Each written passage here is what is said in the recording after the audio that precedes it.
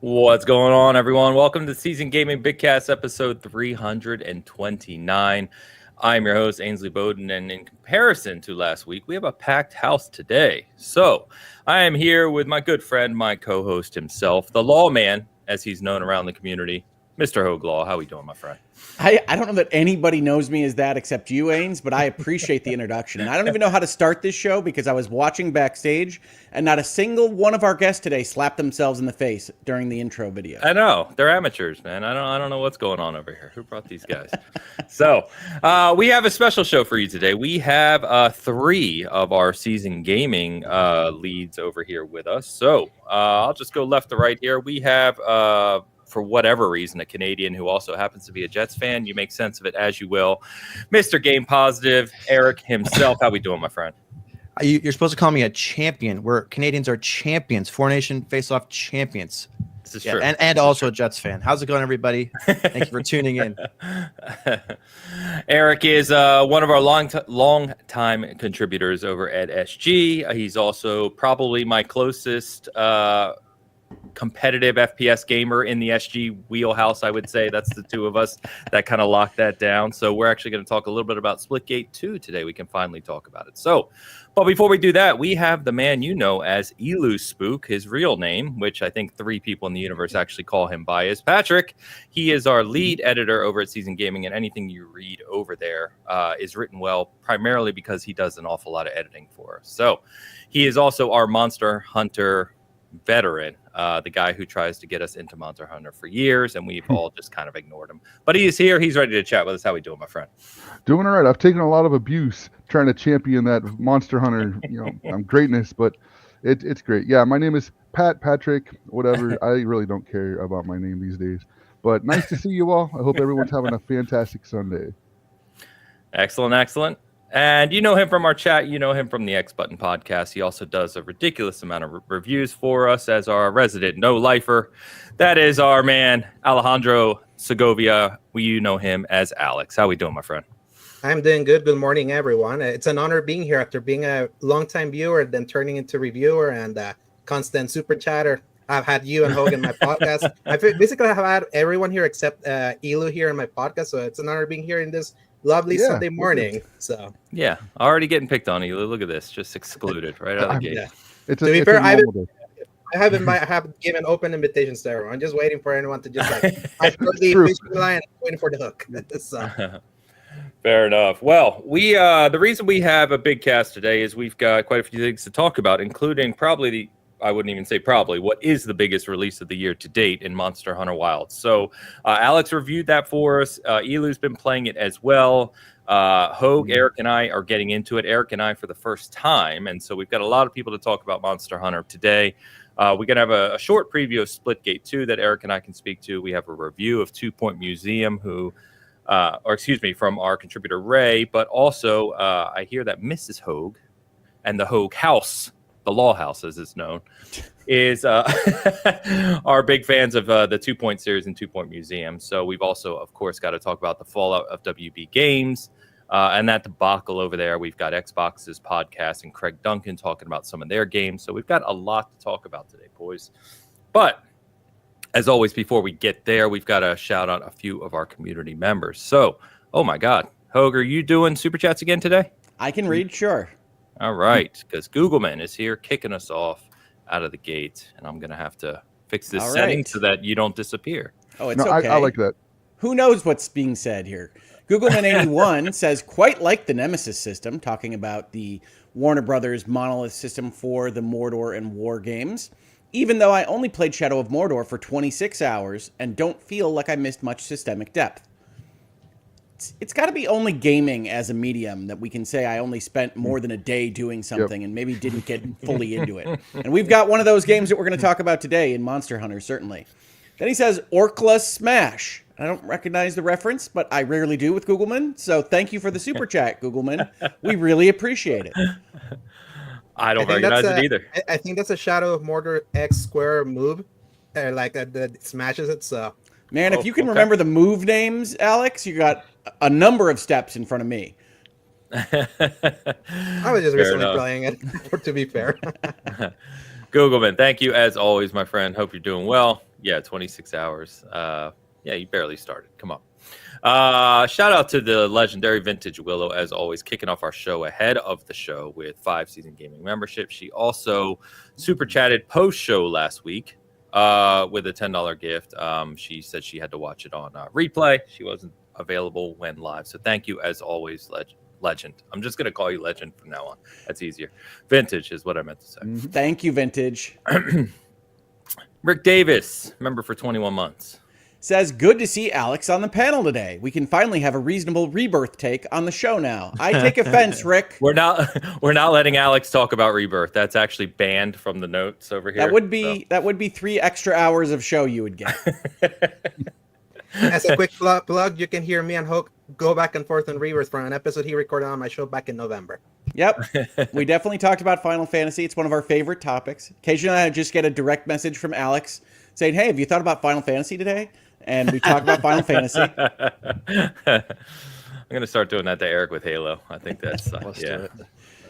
All right, Rick, thank you as always for being a member. And of course, we would not kick off the show without Tide's picks. And I let Tide know ahead of time that we had you guys coming on.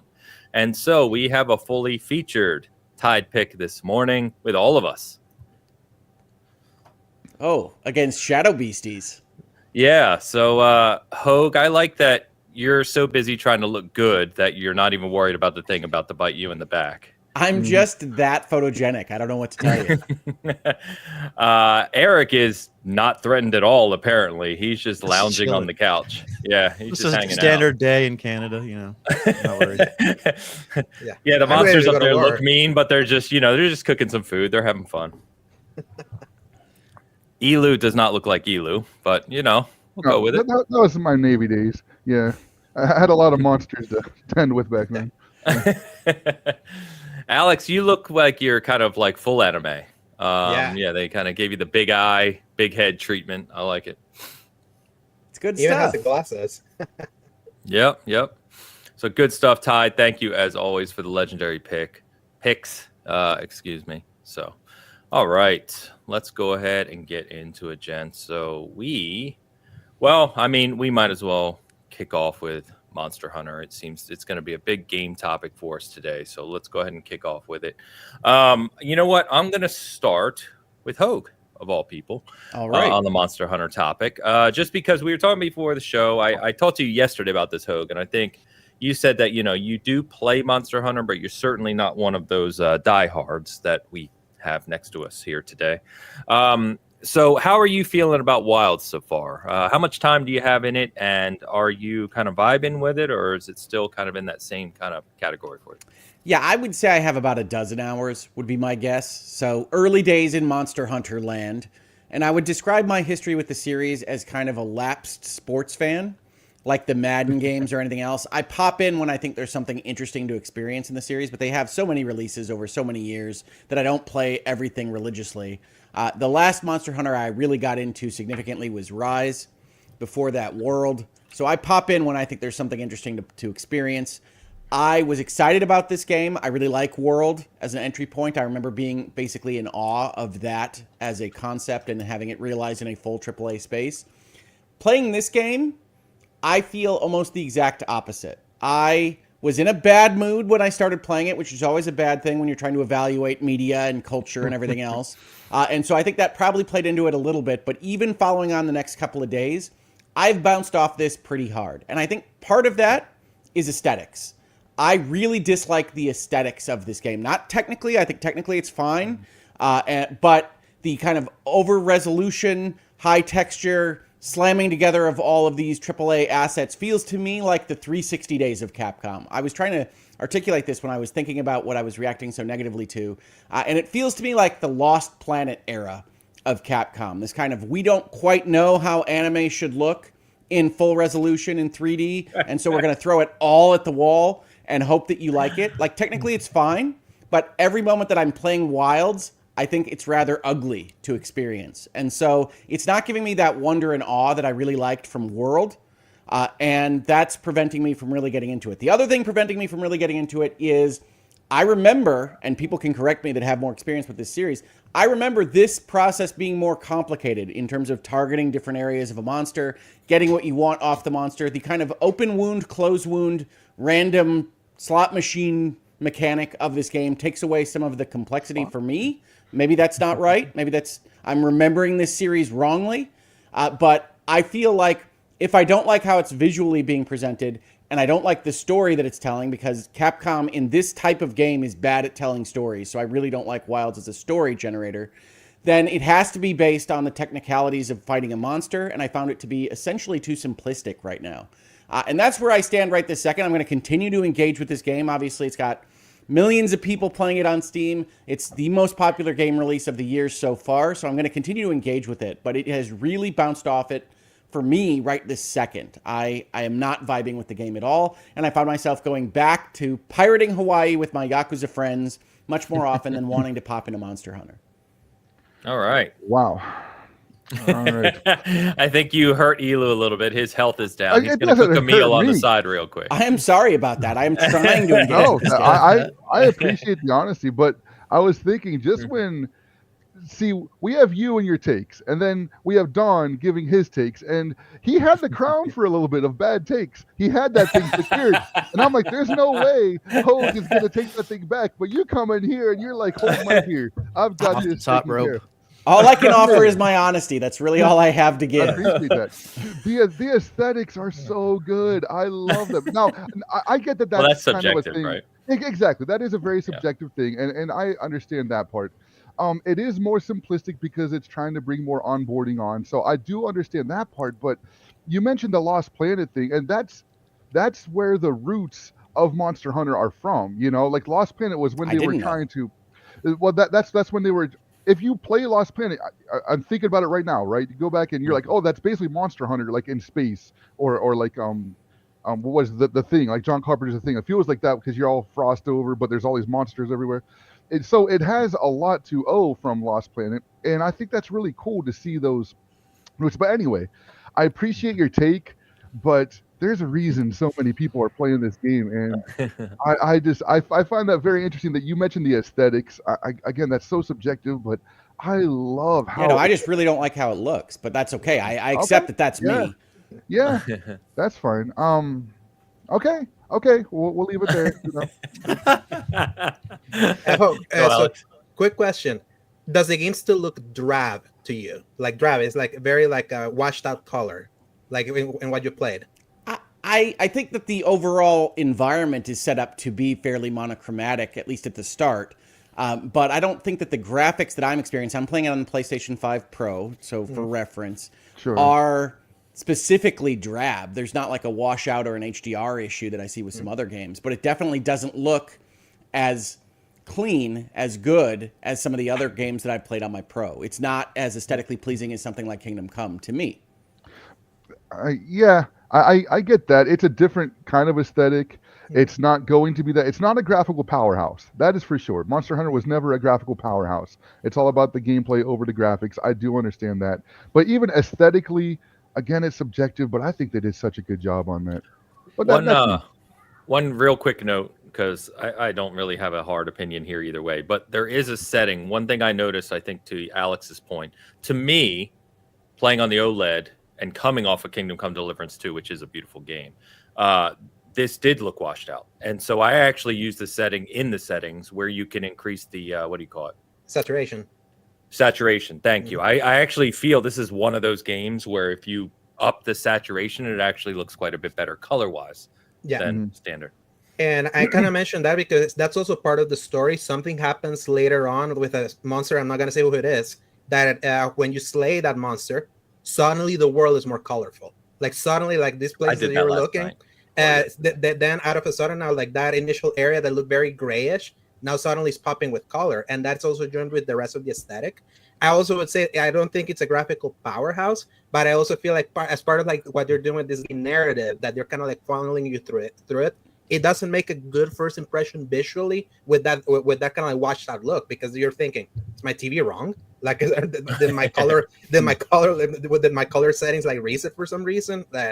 And obviously I did that with the saturation, and then when suddenly everything changed. I was like, I'm gonna dial down saturation back because now I boosted it too much. So that's why I was kind of wondering if you reached that point, host. You said you were like a dozen hours. So. Yeah, no, I have not brought life back to the land. I've gotten the story beat about that, but I have not done it. So yeah, no, I think that's a rough way to start. I think there's a lot of things about this game in terms of onboarding that are rough. I really hated having to go through 40 different menus to get to the start screen to start this game. So I mean, like this, when I say I was in a bad mood, part of that was I recognized that I was reacting with irritation to the 15th different option screen that I had to hit before I got to start. And so like I knew I was in a bad mood when I started that first day. That's why I came back a second and a third day. But it's moved a little bit. I found sparks. I've had a couple of sessions where I have enjoyed myself, but I just haven't found the same place, the same kind of satisfaction I got to for certain of my experiences with World especially, and then with Rise later on. You know something interesting? I wrote a couple of notes here that I was thinking about the dichotomy of people that like it versus don't like it, and some of the points. So check this out. Here's some of the the unfairness going on, the hypocrisy, if you will. So unfairness. Number one, they need to make onboarding better, make it more accessible. But also, the game's too easy. It's got to get harder. You know, it's just way too simple. Number two, nothing is explained. I don't understand the combat. All these systems, nothing's explained. Also, there's way too many tutorials. Please stop all these tutorials. I don't want all these tutorials. What's going on here? Number three, all you do is fight monsters. It needs more variety. Also, what's up with all these quests where I have to go gather stuff and do all these other things? I just want to fight monsters, right? And like Capcom, nobody has hair. These developers of Monster Hunter, they're reading all these comments all day. There's no way. It's just this place where they can't. The game's too big now. It's too big, and it's a game that obviously has its it's not, you can't even really call it niche anymore, right? But it has its mechanics and its structure of what it's setting out to do. And when that happens, where you have a unique set of skills, and the community gets so big, this is what happens. You can't please everyone. And we see this with From Games. We see this. I joke all the time. Eric and I and others do about Halo. It's like if you change Halo, the hardcore get pissed off, and then the new people are like, "This is still too competitive." And it's just you cannot. It's impossible to please everyone. So I don't know. I'm gonna actually ask Eric about this because Eric comes in like me as someone who's never gotten into Monster Hunter before. I've tried. I've never liked it. Almost famously so. We joke a lot about it. But Eric got into it he actually got the game a day early and started playing on Thursday. You've already finished the campaign. You've kind of raved about how much you're actually liking this one. So do you have any insight into why this one has struck a chord with you versus previously?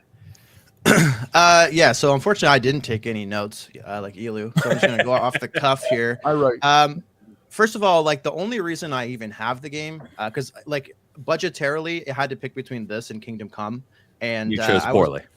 Yeah, and I made a promise with Elu along with Ains that I would get this, which was one of the reasons why. But the main reason why is because for me and the games that I like a big multiplayer game that a ton of my friends are getting into on day one, regardless of what the game is, that's like one of the best experiences in gaming you can have. Just like everybody flooding to one game that they're going to play together. That's just like my jam. That was like the main catalyst to push me over, even though I had reservations. I haven't played Monster Hunter a lot, but I played the demo, I think, of Worlds. I thought the combat was garbage, and I kind of bounced off it quickly and never played it again. But the whole time leading up to the release, like all I could see is people raving about Kingdom Come 2 Deliverance, the review scores. Ains won't stop talking about it. So awesome. The first time I installed Monster Hunter, I was just full of regret. As soon as I opened the package and could no longer return it, I was like, this better be good because I really want to play Kingdom Come. And yeah, I actually really, really like it. I think for me, the main hurdle to get over was the combat. And I was kind of approaching this game as somebody who's like a huge fan of Souls games. And that was kind of my mentality, was I'm fighting Dark Souls bosses. And as soon as I kind of had a paradigm shift in my head that this is more like a fighting game where you're not necessarily like looking for dodging and parrying entirely and learning patterns, you're more about trying to figure out the best like openings to perform combos and mastering combos and things like that. And once I had that kind of mental shift, the combat started to click for me. I do agree that it is very, very easy. But I also know just from what I can see in the game that there's so many mechanics that I'm not engaging with that will probably be required as I get into harder monsters. Things like traps, things like cooking, things like scouting and environmental damage you can do, and all kinds of stuff. So the mechanical depth is there, and I have a feeling post campaign you're going to get like much harder encounters that are going to require all of that stuff, and if they can nail that, then I think it will be really good. Visually, I actually was very surprised. I think it actually looks pretty good. I do like the character models and things like that coming from something like Concord to this. Just like the difference in character models is really appealing, even though I will agree the story, it's not The Last of Us. It's more like Saturday morning cartoon. It's nothing crazy, but it was enough to kind of pull me through. And yeah, I'm like completely hooked. I think I'm at 17, 18 hours. It's all I play. It's all I talk about. It's all I think about. So it's actually been like a welcome surprise. And then the like add on the fact that like everyone's playing it. We have a seasoned hunters guild that's over 20 members, and like there's actually like 45. There's only like 5 spots left. So if anyone wants to join it, get in, which is like just so cool, because like I always talk about how my favorite like gaming experience ever was like the relaunch of classic WoW, and the reason why is because of everyone in my office, all my friends all playing at once, all experiencing it together from day one. It's just that's my favorite thing that can happen in gaming, and it's happening here. And yeah, it's just I really like it. Love it. All right, Alex, you did the review for us. Remind me, were you a big Monster Hunter fan before this? I have always wanted to be, and I only got it with World because I played the PS2 one, I played the whichever ones were on PSP, the 3DS one, and I kind of understood like there was an interest to the hook, but the overemphasis on menus and it taking a little too long to get into what I end up liking into the series always ended up bouncing me off. And World, I felt, was the first time that they attempted at, okay, we're going to keep some of the eccentricities of the systems, the depth, but we're going to try to onboard people better. And I felt that was the first time that I kind of was able to grasp what the gameplay loop was, that I kind of really got into World, but I wouldn't say I became like a super fan. And Rise lost me immediately, like when I first tried it, because that one really throws every freaking menu at you like with reckless abandon, basically. And the thing that really struck me with Wilds is that I felt that they took the idea of, okay, we're trying to onboard people with World, and I feel they did it better because now they're like pacing out how they're giving you the systems, because they're doing more of a campaign this time. I feel this is the first time that they have attempted to tell a real story here. Not the greatest story, but they're trying to tell a story. Like, think about on World, a lot of the characters didn't even have a name. They were the commander, the handler, Second Fleet Commander, or something like that. Now you got your handler called Alma. You got your blacksmith myth called Gemma, which people are saying is probably a character from like four generations or something like that. I was seeing in some of the hardcore community saying that. You're following through, exploring this forbidden lands through the eyes of a kid named Nada. And it's kind of like, because before in World, it's like, oh, we're going into this new world to explore the Elder Dragons. And there's kind of a similar conceit in this one, but you're experiencing through a kid that escaped from these lands, and he's kind of taking you through the forbidden lands. And I feel that has allowed Capcom to know when to introduce new systems. And how I know that they did the onboarding better was that in Worlds, I still needed a guide to understand things. I played this before there were any guides, and I didn't need one. And that's kind of when it clicked into my mind. This may be it. This may be the one that, if there's anyone that has ever been interested in Monster Hunter, has been bounced off by both how clunky the combat can feel, because that's intentional, or how much systemic depth there is for a game that's all about monster hunting. I felt like I feel World was the one that used its shorter campaign to finally know when to pace that before they throw you into the normal Monster Hunter experience once you're done with the campaign. So that's the thing that really struck me about Wilds, because this is the one that I can recommend a lot of people. Hey, are you interested in Monster Hunter? Start here. And then if you're interested in the rest of the series, then walk back and go try World and maybe Rise. And then you'll have that understanding that you can then skip most of those menus and then get into the loop and realize, yeah, a lot of the loop remains the same almost from game to game. But I feel this is the one that kind of gets you into the door. So that's why I ended up liking Wilds a lot. So can I offer a counter opinion? Yes. Which is that this campaign is so bad, or at least it's decades old, that it's going to make you dislike Monster Hunter at the start. And that the World approach is better because it's not trying to foist this kind of cinematic nonsense at you with no story and no characters. I do not like Nada. I do not like Alma. I do not like Gemma. I understand the character models are different from some of the other character models we have seen in video games, but I do not like these people. And with such a simple story, wasting my time doing walk and talks, Gears of War style, for hours at a time is not a great way to tell a story. No, it's that Gears style. It's not. I'm not pulling Gears of War storytelling into this. I'm saying that they have a lot of sequences where instead of hunting monsters or finding stuff or playing the game, you are walking, generally on your monster, in a group being told narrative that is pointless and not interesting. By the way, shout out to Luke. If I could let the monsters eat Nada, I would. Whatever. Go back to your vault, Luke. It's terrible. Listen, I want to say something on this. I agree with parts of what both of you have said, Alex and Hoeg. I actually lean more with Hoeg on this one. I think that this game does do a lot of that Gears of War style, and that could be very grating as far as the onboarding goes. What happened? So with World, they struck lightning in a bottle with that. But they didn't have a very good story, and Monster Hunter it doesn't need a good story. Yeah. And so they heard the complaints. I think this is a case of Capcom trying to please everybody, and they're trying to tack on this story, which actually does get better as you go on. I believe it. Still, it's not Shakespeare, and it's Can't not really go down any further. You know what I mean? So trying to forcing. I hate it when games take the controller away from you, and I think that's similar to what Hoeg's saying here. You know, if you're playing like a Final Fantasy, there's times when you have to do that. If you're playing Monster Hunter, which is a game that is all about the gameplay, you should never be taking the controls away from the player. And that's what they do a lot in this one, because they want you to care about this narrative that doesn't really matter. You know, this isn't Monster Hunter stories. So yeah, I'm going to side with Hoeg more on this one. But to Alex's point, they still do a good job onboarding besides that part. And Rise tried to meld the old style with the World style because they knew they had something with World, and it was kind of hit or miss. So they went back to World with Wilds, with that style, and it's fantastic, except for, as Hoeg said, that hand holding.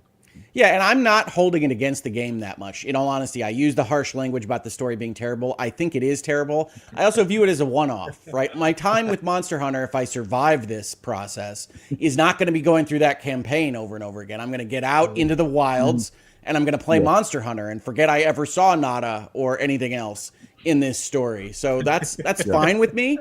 But I think that Capcom, or at least this section of Capcom that makes Monster Hunter games and maybe made Lost Planet before, is not telling stories that interest me.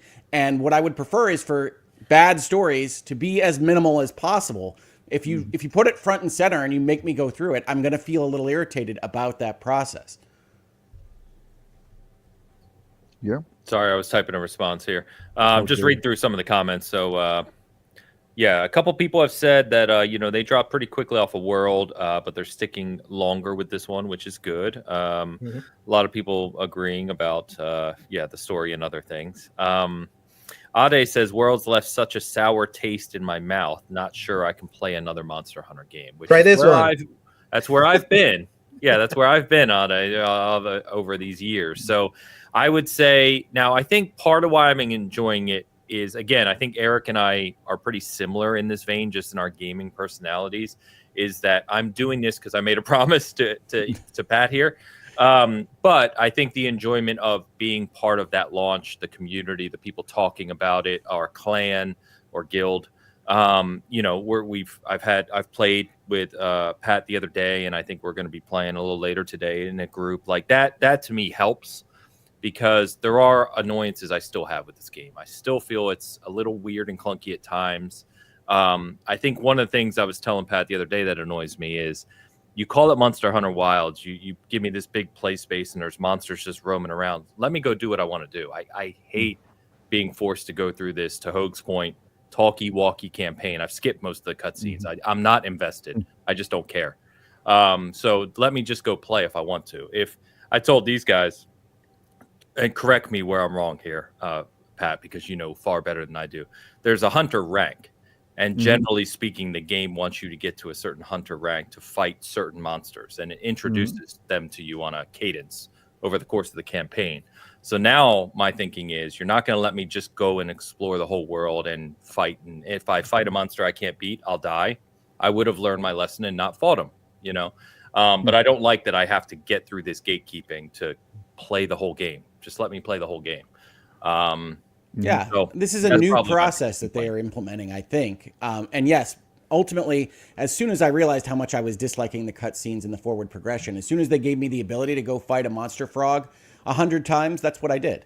I went and hammered this monster frog in the face 100 times because that's what Monster Hunter is to me. That's what I enjoy doing in the game. And then I went back and had to talk with Nada and Alma and everybody else. And I'm like, okay, great. Give me the next monster frog. And then they give me the next monster frog and I'll go fight him 100 times. And that's fine. But it's this weird melding here. I know Pat mentioned melding in the Rise level, but it's this weird melding of we're kind of going to assume like you're already a Monster Hunter fan because they're going to give you tutorials, but they're going to be very broad. And then here's these weird menus between your horse thing and your bag. And you have to remember exactly what it is that you want to do with these various things and understand them. And so it's not a really great onboarding in my eyes because it does have this feeling like, well, you know how to play Monster Hunter, bro. So play some Monster Hunter and then we'll get you to the next thing. But I don't remember because, again, my interactions with this series are sporadic. I haven't been playing 1,000 hours of Rise leading into this release. Or 1,000 hours of World or anything else. And so I don't think it's a great setup. I think it's the wrong kind of split between these things. And yet, I understand that I've only played the very beginning of this game at this point. Yep. One correction there, like this hunter rank thing has always been. That's a relic from the past that continues to plague itself in this. And I don't understand why. Wilds does a better job onboarding than other Monster Hunter games, but it needs improvement there, obviously. The UI, as people are mentioning in the chat, is very confusing. It's very convoluted, and there's a lot of systems upon systems that even though they're drip, like giving it to you on a drip, it's still a lot to take in, especially if you're not a Monster Hunter fan or veteran or what have you. So that process needs to be better, but Wild is the best it's been. Besides the story stuff, hand-holding you, there's a lot of good stuff for the onboarding process. However, one relic from the past is his hunter rank, and you have to go through the story. You can't even play the same mission multiplayer with someone else who's like higher than you. You have to play their story part and then move on up until you're finally hunter rank 7. Again, this is a relic in the past. All Monster Hunter games have done this. Once you hit Hunter Rank 7, boom, you're unlocked, and now you're suddenly going to be like Hunter Rank 20 or something because you've been building up all this experience. And then from there, you can go up until they add what's called G Rank or Master Rank, which usually comes with an expansion or an add-on of some sort. And then you start over again with a new rank, which is Master or G Rank, where you again go through their little bit of story to hit a certain threshold. Once you hit that threshold, it basically opens up the Monster Hunter experience. I don't know why they do that, but that definitely needs to be better. Hoeg. Yep. One thing I need to add, one thing I need to add also about kind of like the onboarding. I feel what has made WoW's onboarding better is the fact that the addition of focus system for the combat, I feel, has done a lot at like diminishing a lot of the stiffness that is usually associated with Monster Hunter. Obviously, Monster Hunter is not supposed to be a character action based game, even though it can look like one, and depending on some of your weapon choices, you can make it play like one.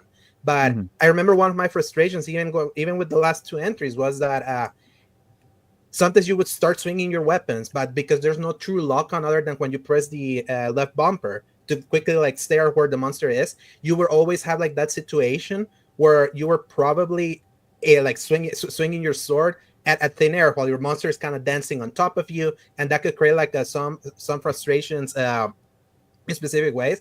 I feel by them adding both the focus mode and the focus strike mode, they have added an ability for you to at least recenter where you're attacking a monster, and I feel that makes combat like feel better, and it feels like you can be more engaged with the combat, and it can lead to some sick moves when you do some of those focus strikes. So you were mentioning some of like the bleeding spots that you can get in monster. I think like Patrick, correct me if I'm wrong, this is new for World, that when you're from Wild, that when you're constantly attacking a specific area, is that you get a bleeding pot that then you deliver the strike. It's sorry.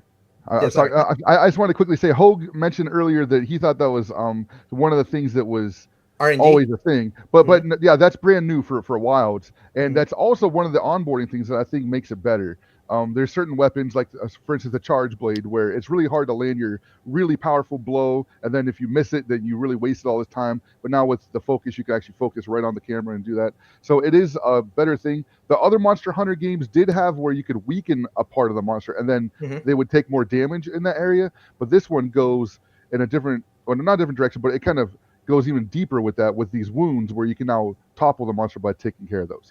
Yeah, it allows you to have at least a visual feedback that you're just not constantly wailing at an enemy, just hoping that then suddenly he just drops dead. At least because obviously this game have never had like you're fighting a boss, there's a big health bar. I remember that used to be like an annoyance back in the day because it was like, okay, how long is this gonna take me? And obviously there's been some monsters in previous entries that can take you all the way up to the 50-minute mark when you're constantly fighting before they kind of go down. And you have to be like really in the mood to know that some of these fights can be like in the long haul.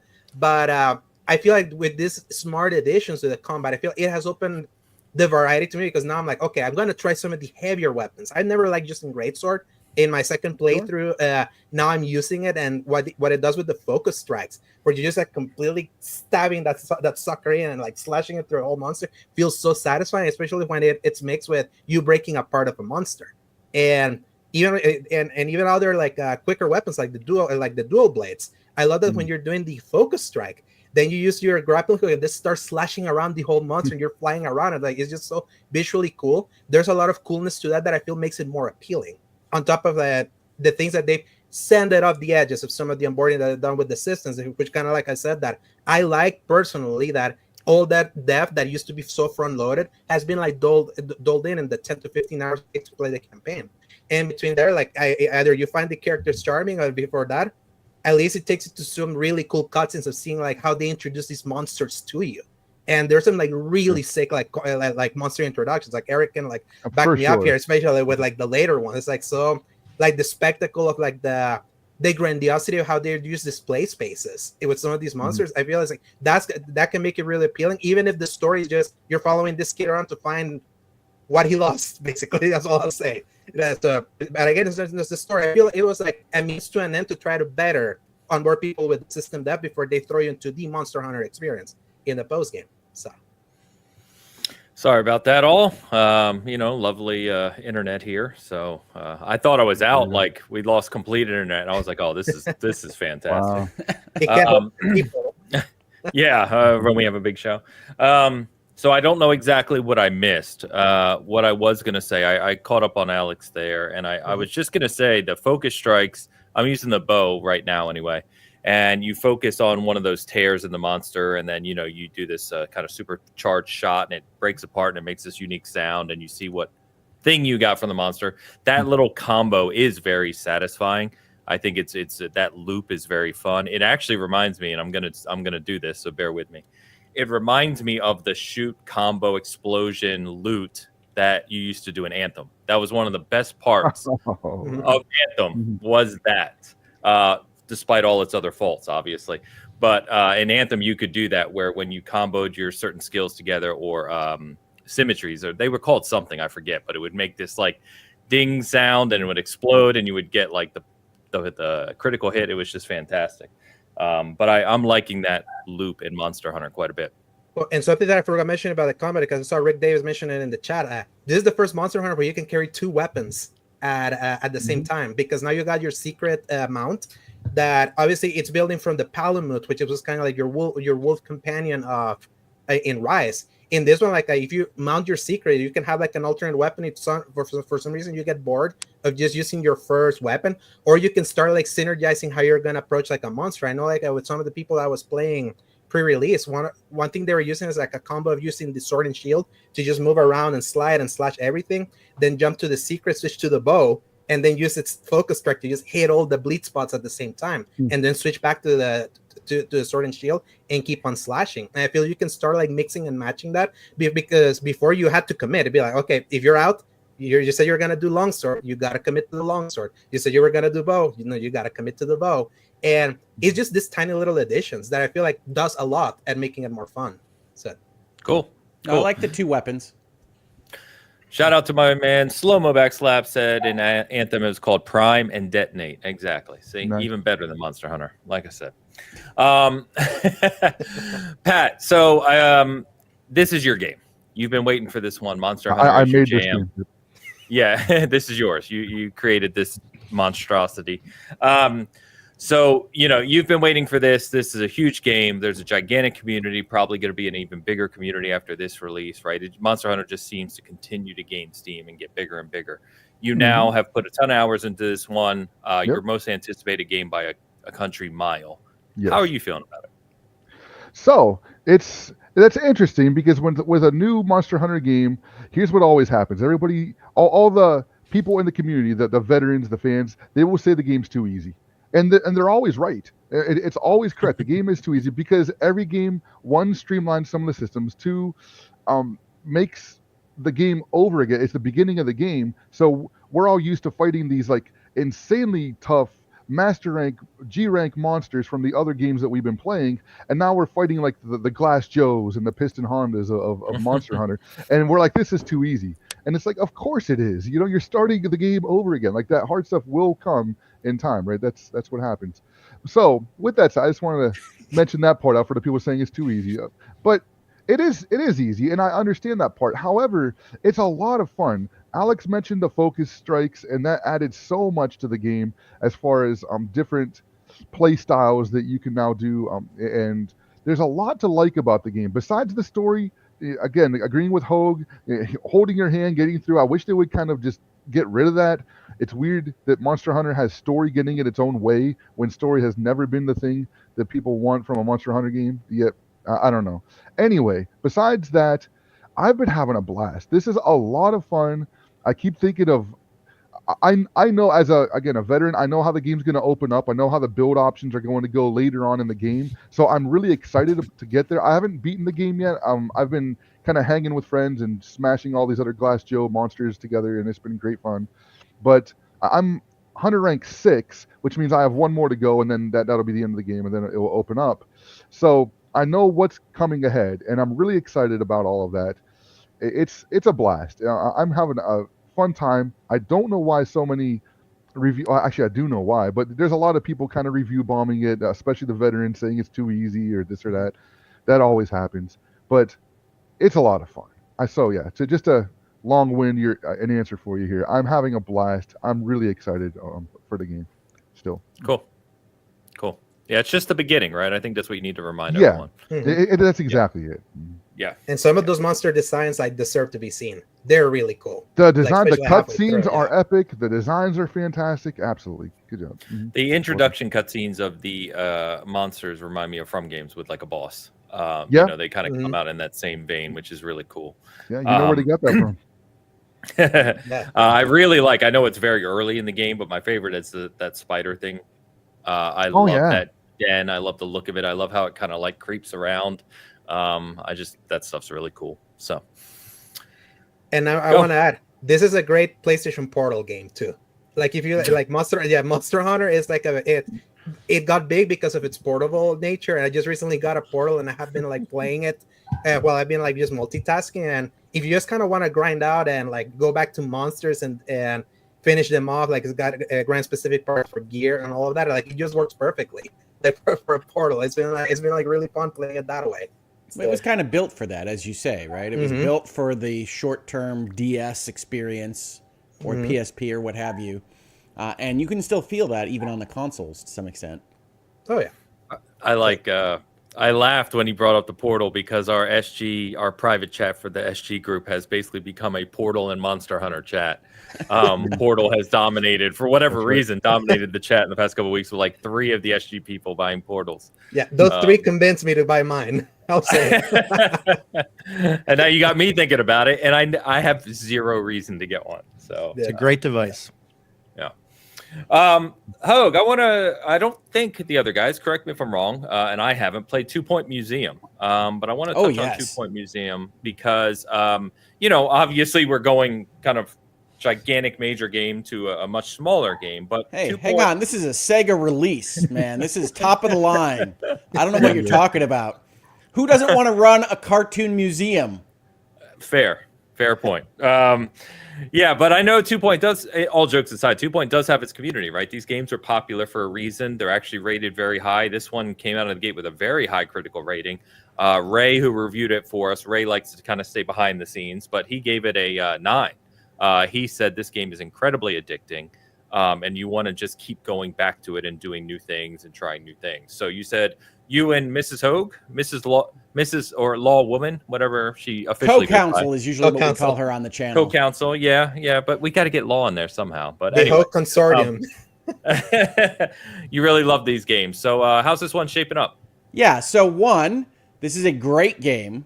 2, the 2 Point brand, that company, has really taken up the mantle of the old Bullfrog game company. So if you're familiar with those older games, these are simulations of businesses. 2 Point Hospital was their first. 2 Point Campus, which had you running colleges, was their second. This is 2 Point Museum. And this is, in my opinion, by far their best design so far. Hospital was great. Campus tried some unusual stuff. I don't think it was as well received as Hospital. I don't think it's as good of a game as Hospital. This is better than Campus and probably better than Hospital at the end of the day. You run your very themed museums. You start by doing prehistory with dinosaurs and amber and all these various things. But what they've added to this as a concept is that you have to go exploring for your exhibits, and you have to essentially keep a staff and train a staff to do various things and meet various requirements to go send on adventures to bring these exhibits back. And that makes your strategy of running a museum combined with your strategy of running a team a kind of multifaceted board game strategy thing that is the best implementation yet. But better than all of that, and really since the start of 2 Point Hospital, they have this cheeky sense of British humor and really awesome animations for all the items and all the interactions that remind you of a better version of The Sims, where all these characters walk around and do funny things with the exhibits and everything else that's in your space. They make it really accessible, and if you don't believe me, I don't blame you, but this series has been working for years to make it accessible on consoles for a type of game that was really only available on PC because it used a lot of keyboard and mouse commands. And 2 Point Museum is even better than the last 2 attempts at bringing it to consoles. So I love this game. I recommend it to everybody. It is really addictive. You will want to play it and play it and play it some more. It has tremendously themed museums. So you have the prehistory museum, you have a supernatural museum where you have to go find ghosts and poltergeists will move in and that kind of thing. It has aquariums, it has all these various awesomely decorated, awesomely animated graphical showpieces for a strategy game. And I couldn't recommend it more, honestly. So it's available right now for their 5 days. Travis isn't here, so I'll say early access period if you want to spend $10 extra, or I think it comes out on Tuesday. So 2 Point is a fantastic company. They were bought by Sega immediately after releasing 2 Point Hospital because Sega liked what they were doing as much as they did. And that's only helped them release games at an even faster cadence, at an even higher quality level. So support games like this. We don't get enough novelty. It is awesome. I highly recommend it to everybody. Cool. Excellent. Yeah. Yeah. It seems to be the people I know who play these games, right, who play the 2 Point games or games like this are really loving it. I'm seeing a lot of positivity about it. In fact, I don't think I've seen any negativity about it. So. I can't imagine anybody that's remotely interested in the subject matter coming out of this one saying they did it wrong or they did it badly. They Awesome. did the running of a sim museum as well as one could possibly imagine it. And so maybe that's not interesting to you. I don't blame you. Not every game is for everybody. But if it's remotely interesting to you, the fun is there. Cool. Love to hear it. Yeah. Love to hear it. And yeah, if you're interested, like I said, we do have a review up. It's on our main page of SG. You can check it out. All right. Eric, why don't we quickly talk a little bit about Splitgate 2? Part of the reason I wanted to have you on today as well, because you and I were in this preview period a few weeks ago now. It's just the embargo was a couple weeks out, so we couldn't talk about it until this week. Splitgate 2, if you're not familiar, so this is a studio, they made Splitgate a few years back. Splitgate was a real strong homage to classic Halo. Kind of plays, looks, feels like classic Halo. And with Splitgate 2, this studio, they found success with Splitgate. There was a kind of a hardcore community that played that.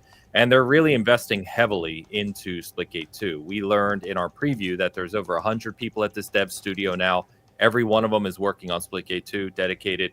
It's going to be a much bigger game.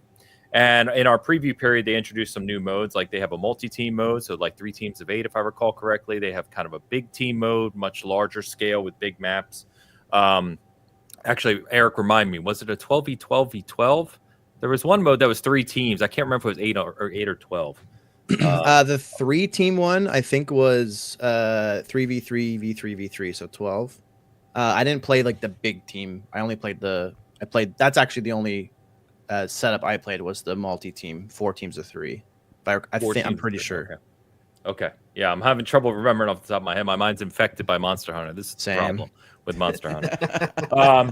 We got it. Anyway, Eric, I'll let you go, of course. But at a high level, I really enjoyed what I played. It feels a lot more polished than the first one. It feels more serious, is maybe a word. It feels more like it's going to be the depth has greater capacity in this one. And, the outplay ability, which you and I talk about a lot of games having outplay ability and having depth in their mechanics, feels really strong as well. So given what they told us, what we know about the team and what I played, I think this one has a pretty bright future if they can kind of nail it down. Yeah, I agree. I think one thing that stands out to me just in like the outside of the game stuff is every time this developer talks about the game, talks about like how it came to be and what their motivations are, like they can't get in a conversation about that stuff without mentioning Halo, which is just like music to my ears. And I think the original Splitgate, obviously it has portals. And if people don't know, this was kind of glossed over a little bit, but it is like Halo, but also combined with portal. So every player has the ability to create an entrance and an exit portal on specific surfaces throughout the map. So you can really use that to traverse the map or create angles in different ways, which really, really amplifies the outplay ability that Ains was talking about. But yes, they always talk about Halo in their press stuff, in their like behind the scenes stuff. Like, it's just always Halo, which is, it really shines through, especially in how the guns feel and how like the time to kill is and things like that. The movement and the physics and like your player momentum, gravity, all those stuff feels really, really Halo, which is really good. I'm pretty sure, I could be completely like brain melting here, but I'm pretty sure the class system is new in Splitgate 2. Like you can choose what class you want to be, and each class has a different kind of special ability. Loadout with weapons you can update, but they have like one of them has like a shield they can use, one of them can go invisible, like different moves like that. So that's kind of cool. It definitely feels like a game that had a solid core that they just grew a huge team around to make better. Like the reload animations are a lot crisper. There's more depth, like I said, to the classes. They have this whole faction system and the progression battle pass stuff that they've kind of touched on a little bit is much more advanced in the other one. It just literally feels like Splitgate 1, but with a much bigger budget, much bigger team, and a lot more coming to it. It's going to be free to play as well. So if any of this sounds vaguely interesting, it's really easy to jump in and try it out. The portal system probably sounds complex in your head, but after you make a couple portals, it really clicks, and the way that it's mapped to the controller and everything, it just feels really natural. If you've played Halo and you've played Portal, this is the sandwich of that. So you can play this game. It's really fun. Yeah. Go. Yeah, so the sequel is the reason why they shut down the first one, right? Because when they got so big that then they were like, yeah, we're gonna stop like updating the first one because we gotta like rework stuff, and then it just became like the sequel. Is that what happened? Yeah, the first game, I think, what's the studio's name again? It's a number. 1047 Games. Yeah, it's called 1047 Games because the original game was built in the dorm room of the studio head. Correct. And the number of his dorm was 1047. So what happened is they made this, like, it was a project for their game development degree. Like, it was like their, whatever you call the final project, you guys know the term I'm trying to think of, but that's what it was. And then it was fun enough where they kind of added a few more people to the team and made it into an actual product that they could release. And once they did that and it started to like catch some wind and kind of blow up a little bit, they realized like we can't grow this to where we want it to be unless we have a much bigger team. And they pretty much overnight instantly got like huge VC investment, and they needed time to add to the studio, actually get a studio because you can't fit 100 people in dorm 1047 and like train them on the engine and ramp up and get to the point where they could actually make this a real product, Splitgate 2. So that's what happened with the first game into the second game, and now this is kind of like the full vision coming to fruition. So it's kind of a really cool story, and it's also a fun game. So again, free to play. Hop on. Yeah. Yeah, and there's a alpha going on right now. It's actually started running earlier this week. It runs through today. So if you have any interest, if you're listening to us live or later today on Sunday, it's free to download and play the alpha. And then the game will, there's no hard release date, I don't believe yet, for the full release, but it will be free to play. It's just this year, sometime in They're trying to 2025. release it this year. Yeah. Yeah. I was right. It is the 3-team mode is 8v8v8, which I played as well, Eric, which was chaos, like chaos in the best way, like a lot of fun. And then there's other modes too. There's a split ball. I pulled up the PR deck. Bypass 4-on-4, typical arena mode, and then it has other stuff as well. So they didn't show us everything. They said they have a lot more to show. It's very clear that they have a big team that's highly invested in this, and I think what's most important with these types of games, right, is you have people at the head, both the head of the studio and kind of the leadership team are people who know FPS games. They know competitive gaming. They know kind of arena shooter. So they have the right core to build something successful in this vein. So it's quite good. I'd check it out. So cool. Nice. Yeah. Let's see. What else we got to talk about? Hoeg, I'm just going to jump over to you. I know you've been playing something else. You've always been playing something else we haven't heard of. What is it this week? Well, last week I told you about Shujinko, which I want to reference again because that game is fantastic. Okay. And if you're at all interested in a first-person dungeon crawl, or as Ains said last week, like Phantasy Star, you guys should check this one out. Modern reference. It is the best version of this type of game, which I compared to Etrian Odyssey as a more familiar modern reference point, that I have played in quite a while. And if you want to learn Japanese while you play it, you can. So it's a crazy indie project that is much more significant than a kind of ordinary solo effort indie project insofar as it's got just a huge amount of production value within the space of 2D characters and first-person dungeon crawling that I couldn't recommend it more. That is Shujinko, representing the 3 main characters of this game. So you should check that out. One other thing I wanted to mention that I have been playing and enjoying that I haven't heard referenced really anywhere is a small game on PC called Keep Driving, which is essentially a road trip simulator in the way that Oregon Trail is a Journey to Oregon simulator, right? Bad things are going to happen to you. You're in a car. You're in the 90s or early 2000s, I think. You're collecting CDs. You're collecting hitchhikers. And you are, when you're between two towns, engaging with threats like a board game that will have various things that can happen to you or your car or run out of gas or what have you. And your own character is building a deck of responses to those things in order to keep your car running, keep it gassed, keep your energy level up so you don't fall asleep and get arrested on the road and what have you. And so I really like this game a lot. It's got pixel art that is fantastic. It's got cool, chill vibes.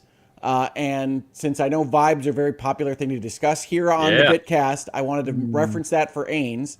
And I haven't heard a lot of people talking about it. It is a budget title. I think it's less than $20 on Steam, but it's got a number of different endings. It's got a number of different characters and interactions. And I've really been enjoying that. I've come back to it a number of times over the past couple of weeks, and I thought now was the time to mention it. So Denny agrees with you.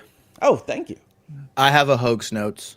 Great. Since I'm on the show for the first time, I thought I got to give a Hoax Notes. You do. 1 second, though. I just want to mention that the phrase collecting hitchhikers might be the favorite thing you've said in a while, Hoeg. I don't know quite what that means. Are you putting them in the trunk? Are they still alive? No, are honestly, they full or are you piecing them out? What's actually happening? We don't need the details. they're alive and they have their own talents, and those talents can be used against threats.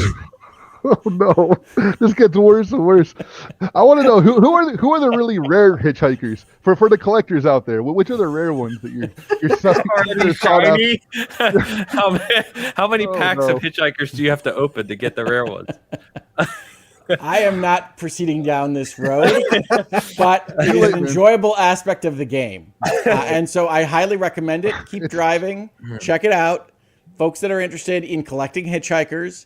In doing what you will with them, check out the game. And by the way, Steam has plenty of games where you are going and you're like capturing people off the street to use to sacrifice to your dark gods or whatever. This is not that game. How do you find all these games? What the category? I like that you said you use the hitchhiker's talents. All right, moving on. Eric, give us your Bezanson note there.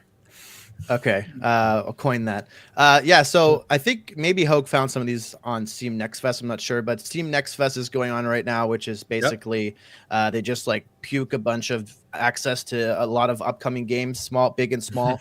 And one of them that I jumped into that's actually really awesome is a game called Fellowship. It's an online game. It basically takes the Warcraft dungeon experience and plucks that out of World of Warcraft and just gives you that. You essentially will create a character or choose a character from a list of character classes that kind of represents sort of classes you would pick in an MMO. Like there's like a tank fighter, a warrior fighter, a frost mage, like things like that. They all have their own loadout of different spells and abilities, and you meet in the tower, kind of like Destiny, and you just go into a dungeon, and it's tab target combat, just like WoW. They really borrow heavily from WoW, similar to like how Marvel Rivals borrows heavily from Overwatch. It's not a one-to-one, but they pick and choose different things to create new combinations of stuff that existed before. And it just since it's only dungeons, they don't have to worry about leveling and crafting and like all the other stuff that comes with an MMO. They focus a lot on the mechanics of fighting, and especially like fighting bosses. So there's really cool boss mechanics, and you literally just go into a dungeon with your friends, down a boss, get loot, come back, get stronger, go back in, fight another boss. It's like Monster Hunter kind of, but it just isolates that part of World of Warcraft that a lot of people actually like, and takes away all the stuff that may prevent you from playing an MMO, like having to invest tons of time into the leveling experience, having to do all kinds of stuff, maybe having to interact with people socially in town and stuff like that.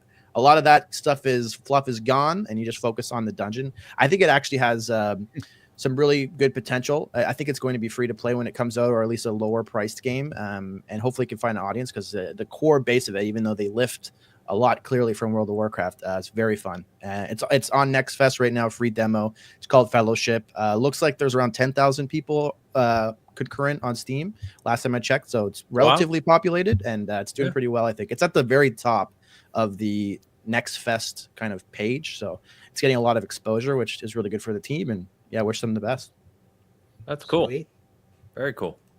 One of our chatters just said I'm excited for Inzoi, which I didn't know what that is. So Inzoi looks like it's a Sims competitor coming from Krafton, the PUBG publisher.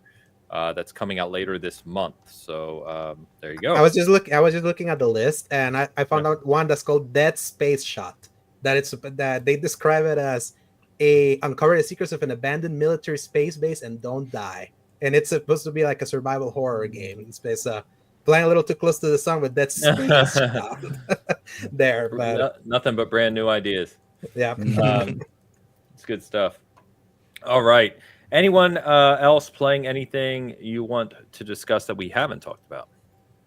No, I'm still playing a lot of Pirate Yakuza in Hawaii. I mentioned that when I was discussing Monster Hunter. I'm also playing a lot of Civilization 7, which has some work to do. We've talked about that in this space already, but I really like the open design of it. Much like Alex was talking about having two weapons in Monster Hunter, really changing up the things that you can do.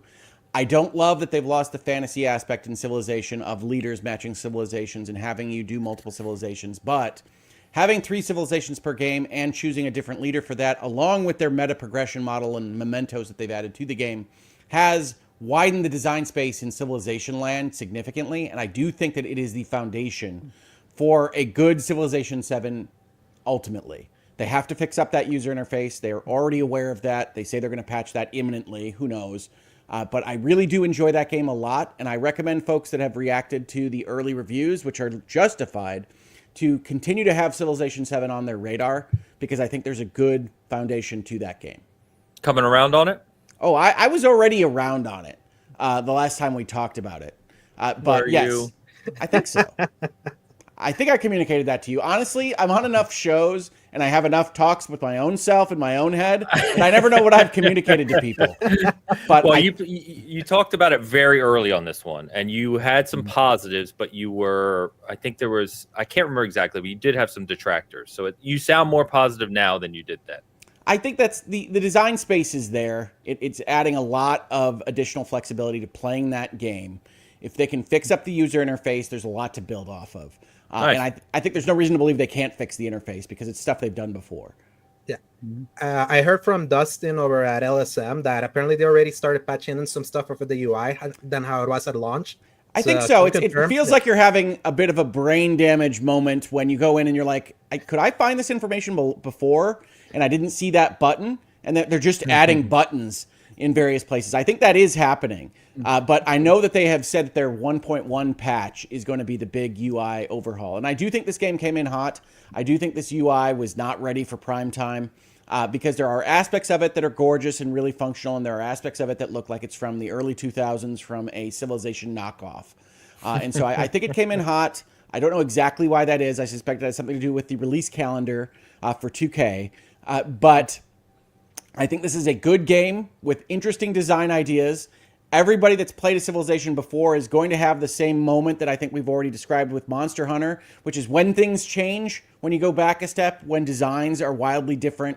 You always have that feeling like something's wrong, just like when your favorite website changes its design and you can't find where the buttons are anymore. But I think that the actual design of this game is in good hands. So I am looking forward to the updates to Civilization 7. I'm still playing a lot of that, and so I wanted to mention it. Hoeg, Cool. I have a question on that. So, as you know, Civilizations come out with expansions over time. What would you like to see in an expansion that may be missing from this one right now? I honestly think the design is strong. The actual game of Civilization is great.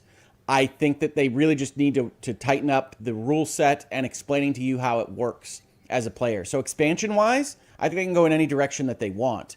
But I'm not seeing anything largely missing except for maybe that they end the timeline a little early. So I would expect the first expansion to be the Atomic Age, the Information Age, whatever is after kind of the mid-1960s.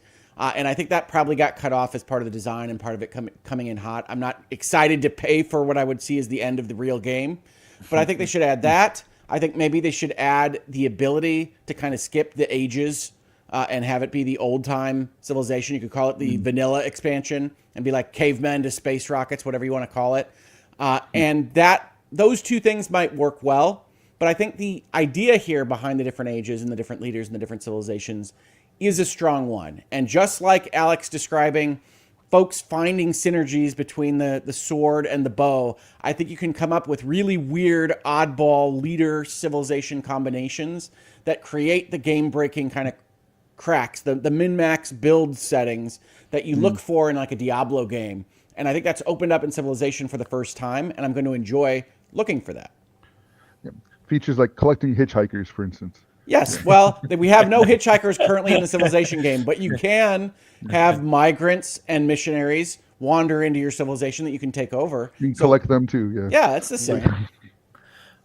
We're just learning that Hoeg's like games where you can collect people, which we'll have to discuss after the show in some capacity. I told you about Pal World already, right?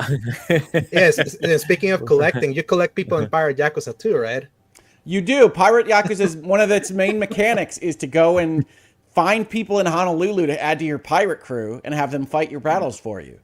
So, yes, you do collect people in Pirate Yakuza. And as a follow-up, put a marker on them. Put a marker on them. Yeah. Have you gone out in the ship combat yet on Pirate Yakuza? Oh yes. Oh yeah. I'm way towards the end of Pirate Yakuza. Cool. How does it compare to Razzie winner Skull and Bones? Wait, no!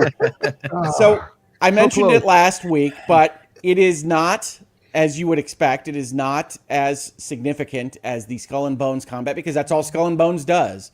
But it is enough to get the job done. It's essentially a variation of the in-person battling on land. So it's the same kind of vibe. You've got 3 different ships that will mostly be in your way. You fight them off pretty quickly. You move on to the next fight. And then it has tournaments, areas where you have to show that your boat is better than everybody else's boat. And so I think that this game is going to be one of my favorites of the year, Pirate Yakuza. But nice. It is as goofy as the title card and name would suggest. So if you have no appetite for that, you should stay far, far away. But it is my vibe. It is a place that I enjoy experiencing. I loved Infinite Wealth. It was one of my top games of last year. You get to run around Honolulu essentially in a sequel movie, reflecting on everything that you did a year ago in Infinite Wealth, and that's a lot of fun for me personally. But Yeah. So is Guybrush Infinite says Wealth kind of required no. reading before? Okay. No, everything is set up so that it's just people that you are meeting, and if you recognize who they were a year ago, that's great. If you don't, they've got a problem right now for you to solve. It is not anything like that in terms of needing to know what happened in Infinite Wealth. They will allude to the events of Infinite Wealth a lot. They will kind of hint at what those events were, and you'll be able to figure out who the end boss of Infinite Wealth is playing Pirate Yakuza, but that doesn't really matter for your understanding of Infinite Wealth. But it's the exact same map, right? Well, no, most of the maps in Pirate Yakuza are new island maps that you traverse either on foot or with your boat. And then Honolulu, the main Hawaiian map from Infinite Wealth, is used in this game as well. Yeah, that's the one that I was thinking. Yeah, I love it. Guybrush says, is there insult sword fighting? I don't know what that means. Well, so in the Monkey Island series, instead of combating in an adventure landscape, because it was a LucasArts game, you would insult each other in funny ways. No, there isn't, but there are sequences in which you will have your sword out and be parrying and fighting people on the mast of a ship, much like Monkey Island, and have to advance past 4 different pirates or Yakuza or both.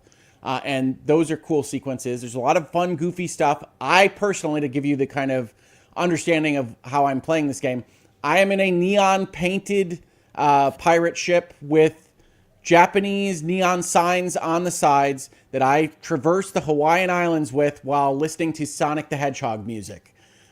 So this is that game. It's essentially a Yakuza game without a very strong central story. So it really focuses on those sub-quests and the wacky characters.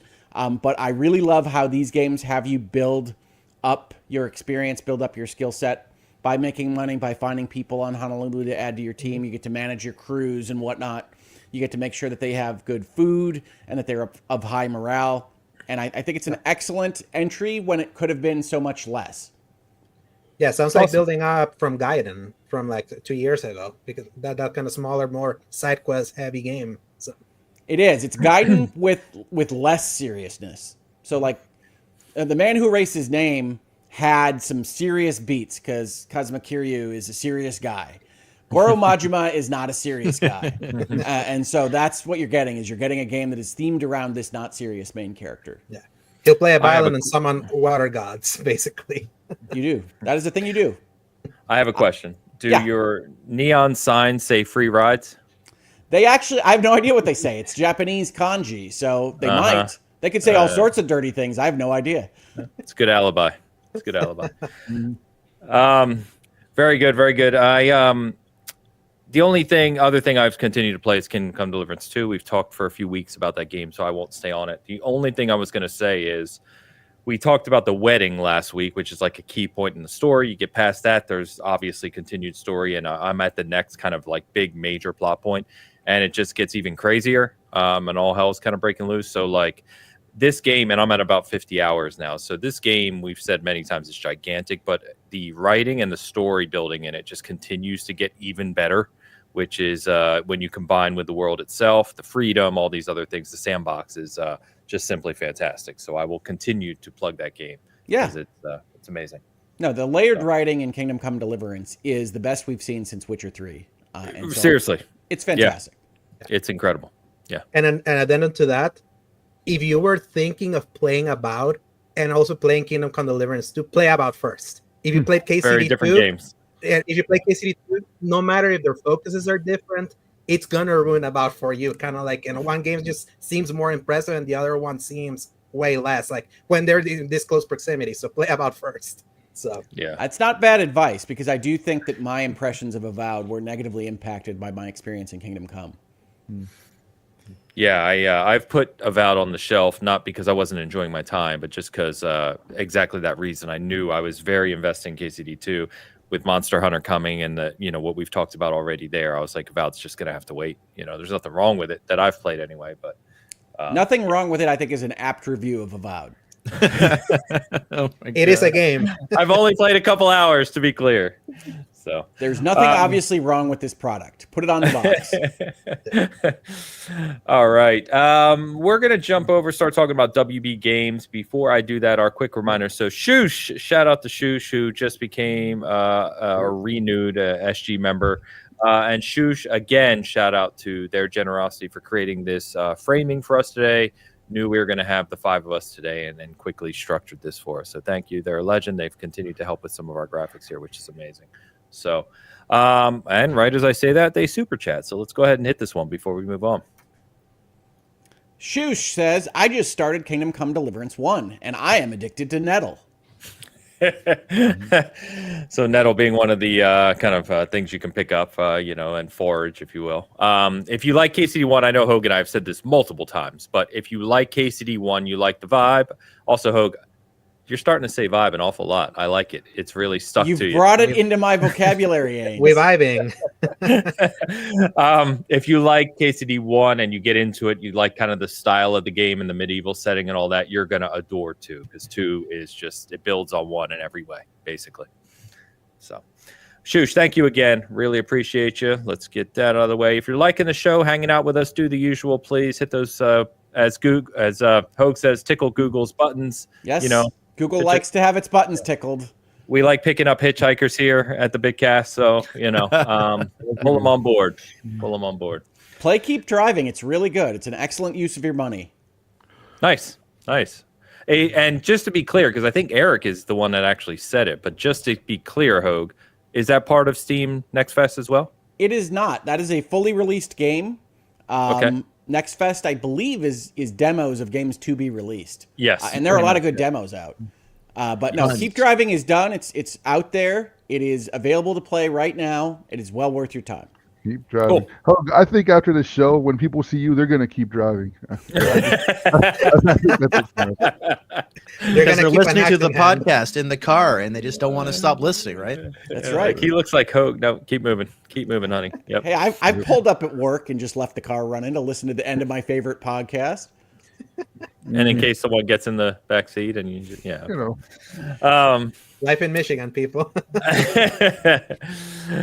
Let's jump over and talk about WB games. So I feel like what has become a recurring topic on the show, or all shows really, talking about the gaming industry, is studio closures, layoffs, issues in management at various levels. And we have another prime example, what seems like a prime example here. So we had heard previously, we've seen some of the mess over at WB, kind of all over WB for a couple years now. This is not Games Limited. No, all over WB. And so we also had heard, I think it might have been Schreier who reported on previously, that the rumblings of Wonder Woman kind of being, taking longer than expected, being in trouble, directional, what have you. So we get the official announcement this week that WB Games is closing 3 studios: WB Games San Diego, Player First Games, and Monolith Productions, which hit me hard. And then they were also, I don't know if they actually said the word canceled. I think they said like paused or whatever, or they used some other word. But regardless, Wonder Woman is reportedly canceled from a production standpoint. So this is pretty big news. I'll start there before I get to these quotes, so we can kind of just talk about the high level. But really sad to see WB going this route. It seems, at least from what I've read, and anyone feel free to correct me, this feels like mismanagement from their recent executive leadership. And it's just another example of the same thing we continue to talk about here, where there's just negative impact to a lot of developers and legendary teams like Monolith. A lot of people with Monolith point out the Mordor games and various other games from their history. Yeah. I like to point out Gotham City Imposters, because that game is criminally underappreciated. But anyway, I'll pass it to you guys in the sense of more bad news in terms of big AAA production.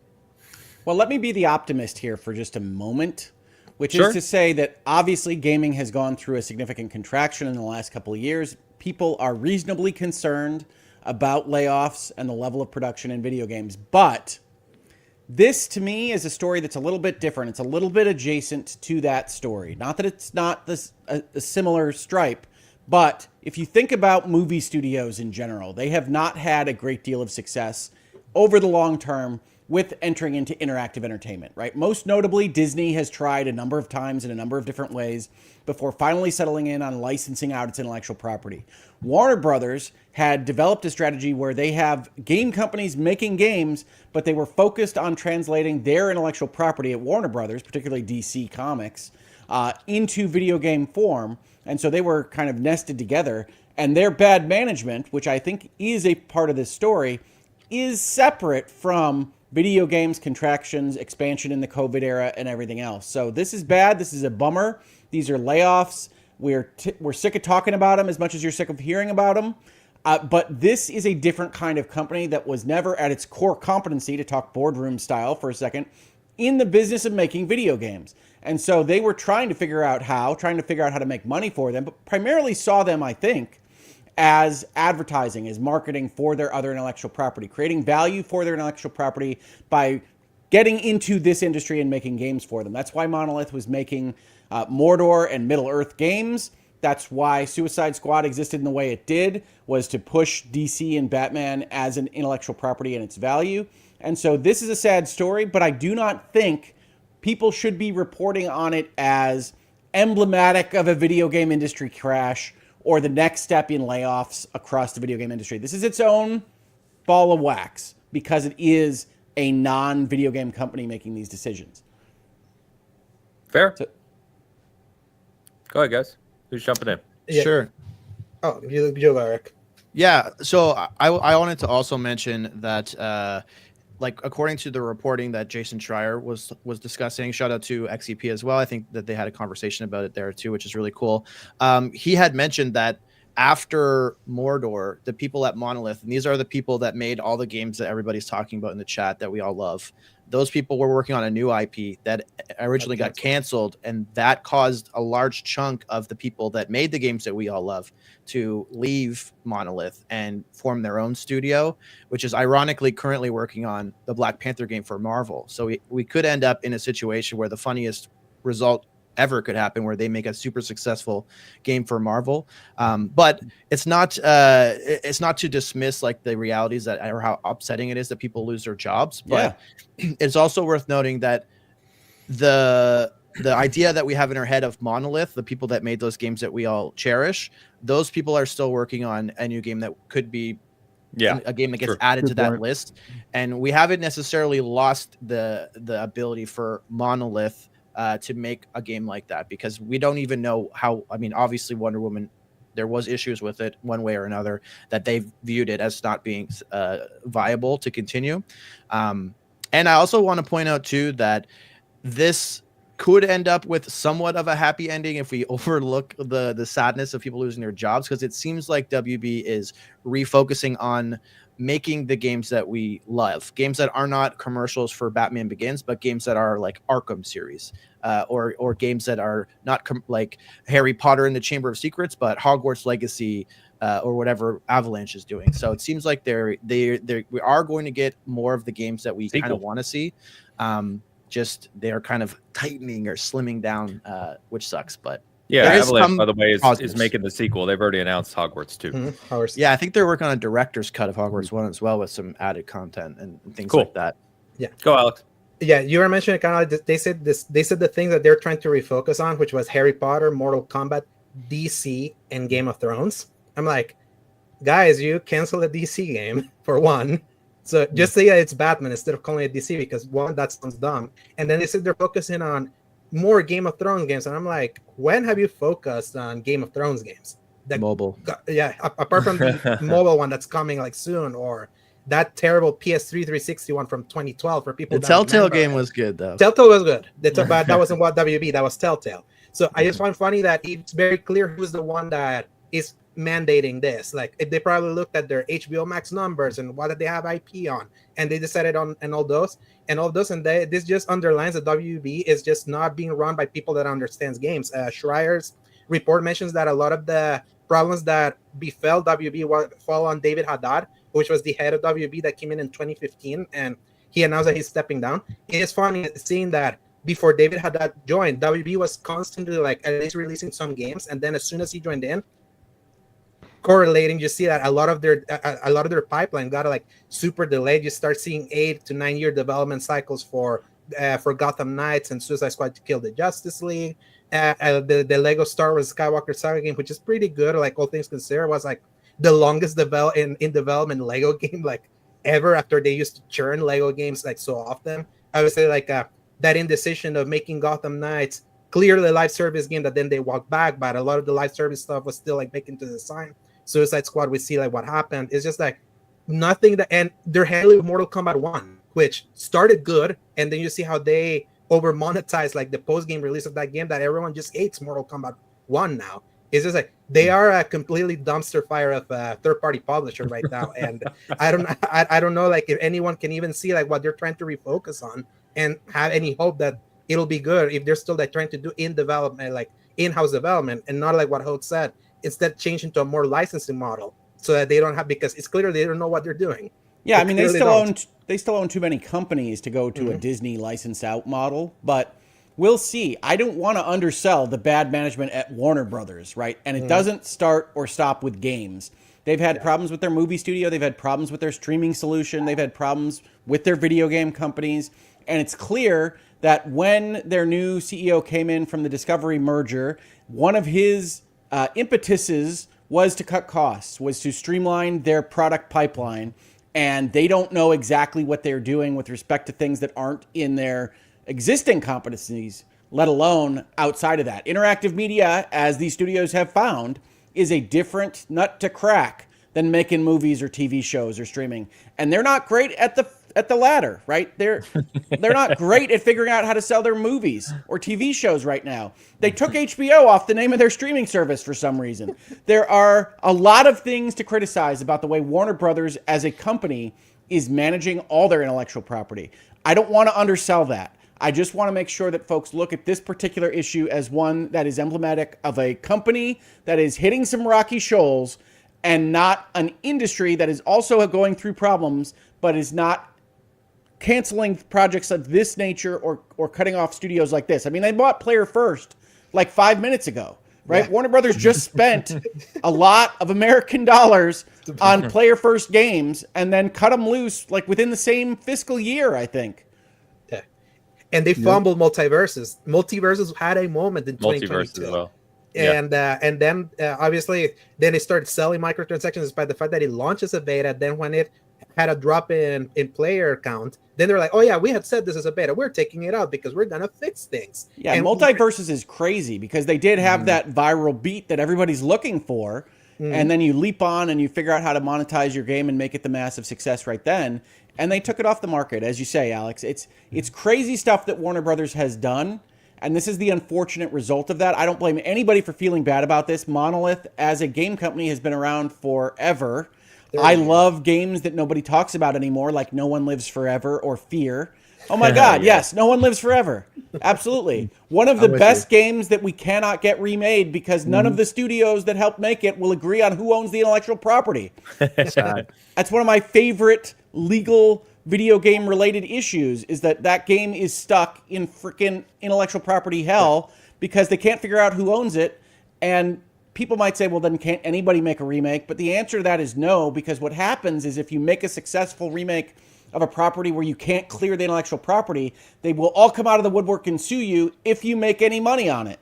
So nobody will start the process because they can't clear that intellectual property.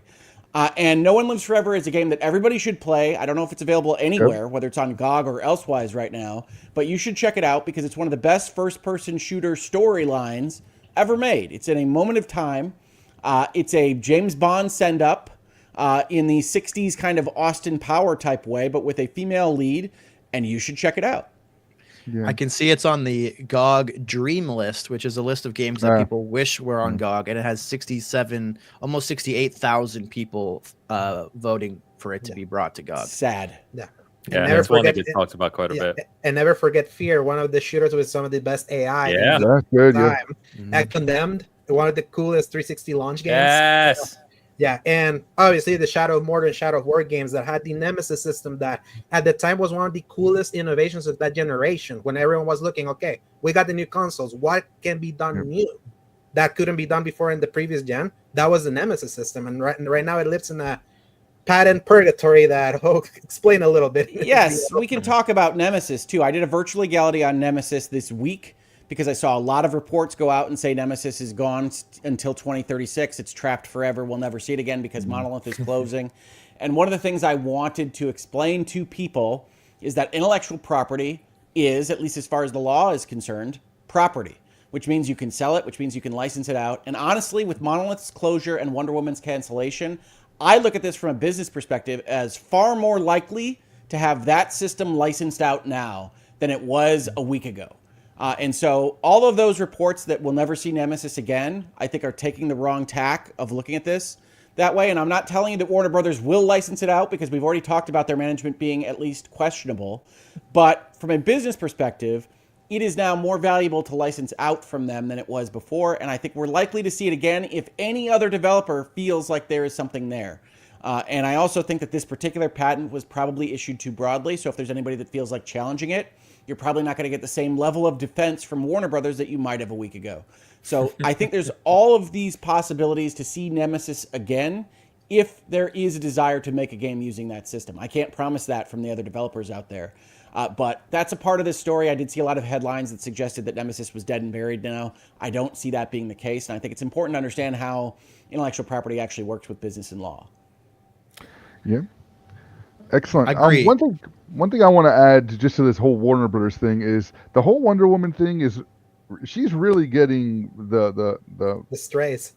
It's terrible, right? You have this woman, there's this great female, hero that's not only this strong player in the realm of just Wonder Woman fans, but this is somebody who's this strong female that is men adore Wonder Woman, right? And it's not easy to get into that kind of realm. Yet the movie's canceled, the game's canceled, and those were properties that I think would have been really good if well done. Obviously, I'm just sad to see that. And also the multiverses. I'm so tired of multiverses. The game and the concept of multiverse. I just wish that would all go away. That's what be better. So okay, that's my contribution. I was going to say the same about Wonder Woman, especially considering some of the developers came out after being laid off and started talking at least a little bit, probably dancing around some sort of NDA. But, talking about how beautiful this game was and what they were building and kind of talking through it. And, we have some of that on our site that we posted up. But it definitely seems weird. I don't know if we're talking about, and Hoeg, you may know better, but talking about some sort of tax write-off angle that they've done with, some of their other stuff WB's played fast and loose with. But it seems weird when you talk about major IPs and wanting to focus on major IPs. You have obviously a lot of time and money invested in developing Wonder Woman. From at least what we hear from a developer side, seems to be further along than we might have thought. Seems like an interesting cancellation. Well, my understanding of that story is that it got reset. It started production over again halfway through. And then the only other thing I would add to that from a media standpoint is that generally speaking, you will always hear from the people that worked on something that it was the best thing since sliced bread. Of course. And the dirty managers cut it off before it could be born into this world and that you all would have adored it. And that's fine. That's their prerogative. I feel bad for everybody that lost a job. But I don't think this project was coming together. And I do think that Warner Brothers was chastened about all of the kind of innovative takes on DC or comic books after the reception of Suicide Squad. I really think that they thought that was a success. There's no indication from inside Warner Brothers that they were unhappy with what they were seeing before that game released. It was only after that game released and it was rejected by the market that they said that they were taking wrong steps. So I think when you go through that process, maybe you throw out the baby with the bathwater. Maybe you do too much cutting at Warner Brothers. But I think they just thought whatever Wonder Woman was, however it was using the Nemesis system, and you saw various reports out there about it being an anti-Nemesis system, a friend system within Wonder Woman and other things, it wasn't coming together the way that anybody really wanted it to. And so it got cut off. And apparently Schreier confirms that a lot of the people that engineered the Nemesis system left when the original IP kind of like got canceled and everyone went to the Cliffhanger Games studio that they created. So they were kind of like struggling to make, like, they lost their engineer, so they don't know how to use the Nemesis system. So they were trying to kind of like rejigger it, and they couldn't make it work. And that's why they rebooted it to a more action adventure game in the style of God of War, they said. And in the reboot, on top of losing $300 million on Suicide Squad, Multiverses, and the Quidditch game that people forgot came out last year. It seemed like then Wonder Woman was like, oh, and this just restarted the development. It caught the stray of the failures of others within the company. So, yeah, man. Sad things. Well, yeah, we'll see what comes of this. To Hoog's earlier point, maybe we see, and Eric as well, we'll see that these development resources and their talents don't go wasted, and we'll see them show up elsewhere in the industry, which is kind of what we always hope.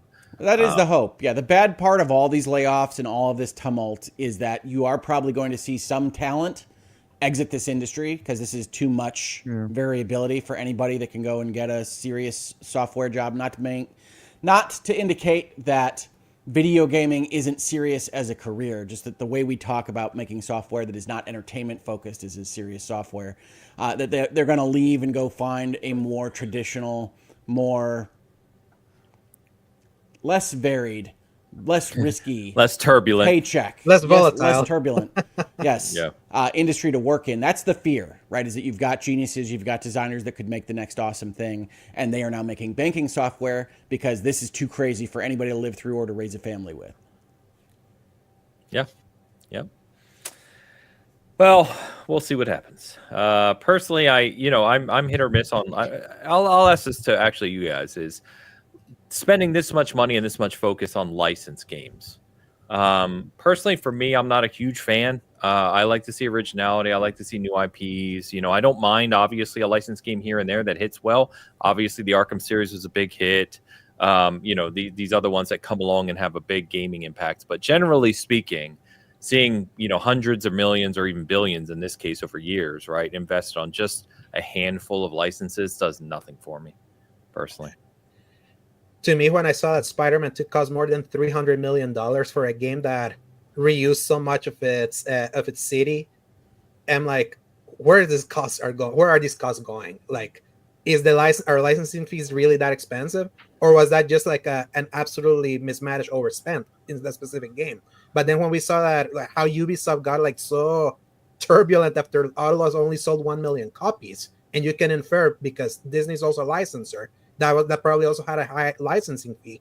I feel it's kind of reaching that point where it may not be worth it because the cost of licensing. I feel a lot of these IP holders are getting a little too greedy in their licensing fee towards these developers, because I don't feel like Spider-Man 2 was Insomniac's like fastest selling game ever, and they had to suffer layoffs even after that. That to me, this tells you is like, man, like the math is not mathing for licensing stuff. I'm getting a little less. Getting a little less enchanted. Royalties are hard for people to calculate because you don't know exactly how much you're going to sell of your product, and you have to think about the Disney money for Spider-Man and then the Sony money that's also interacting with that. And yes, Sony's your parent company, but that doesn't mean things get accounted for in the way that you might anticipate. So I think that's an open question. But as Ains says, as a player, as a fan of these things, I tend to like originality in video games more than license, but I can't undersell how enjoyable some of these worlds have been to live in that they've created recently. Hogwarts Legacy, Outlaws. I've enjoyed the heck out of these things. Frontiers of Pandora, that can interact with intellectual property that I already enjoy in a new setting with that interactivity. That's a lot different to me than the old days of we're going to make a 3-month project where we're going to make these standard levels. We're going to experience the movie plot line exactly again in video game form, which I never liked. Bad video game form. Good point. But still, they make money. These licensed for one thing, it's a gamble, of course. If you make a licensed product and it doesn't work out, which happens a lot, you're not going to make much money. And now you have this huge licensing fee, and that's going to be terrible. But you're bringing in fans of that anyway, who are going to accept a certain amount of mediocrity. But like you're mentioning these games with the kind of cookie cutter, like Batman on the Nintendo Entertainment System, that was a really good game as far as success goes. Everybody was playing that game, and now you have all these experiences like Spider-Man that are making all this money. So you know a certain amount is going to come in. I think Avatar was successful as well. Hoeg, you mentioned that. Yes, so, we don't know fully, but yes, it sold a number, and it seemed to be accepted by Ubisoft. Certainly more it didn't hurt them. It didn't hurt them for sure.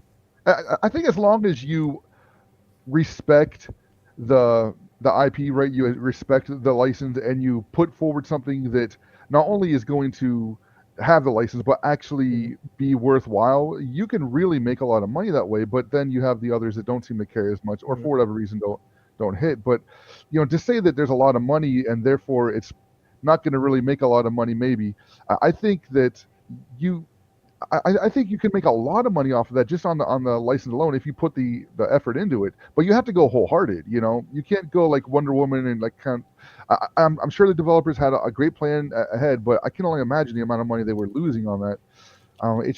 It's sad to think about, because that could have been a really cool game too. But and I don't think Monolith had released anything since. We keep using the Middle Earth games, but they are pretty old in video game land, Sure. and they were running a 100-person company for like a decade without releasing a product. So that's always going to get you a talking to from the accounting and the bean counters of your studio parent. Absolutely. Yeah, I'd probably like half agree like with what Ains was saying. I think that the Arkham series of video games really kind of shifted what licensed games had become on its head when those came out. You did get like the Iron Man movie game and the Thor movie game that were more or less just retellings of the plot of the movie. They were rush projects, obviously cash grabs. But when you use established IP to tell original stories, you get oftentimes really awesome games. Arkham games, the Spider-Man games, Outlaws, Avatar. There's a lot of examples of that.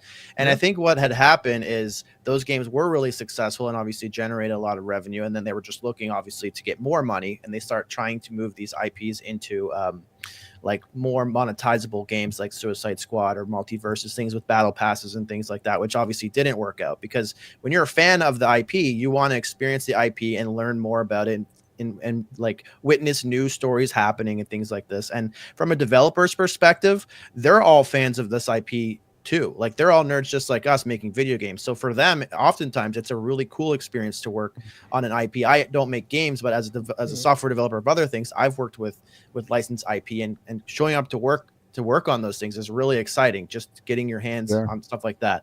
So there is a scenario where we can make really good licensed games that tell original stories that are made by passionate teams who are really passionate about the project and have awesome results.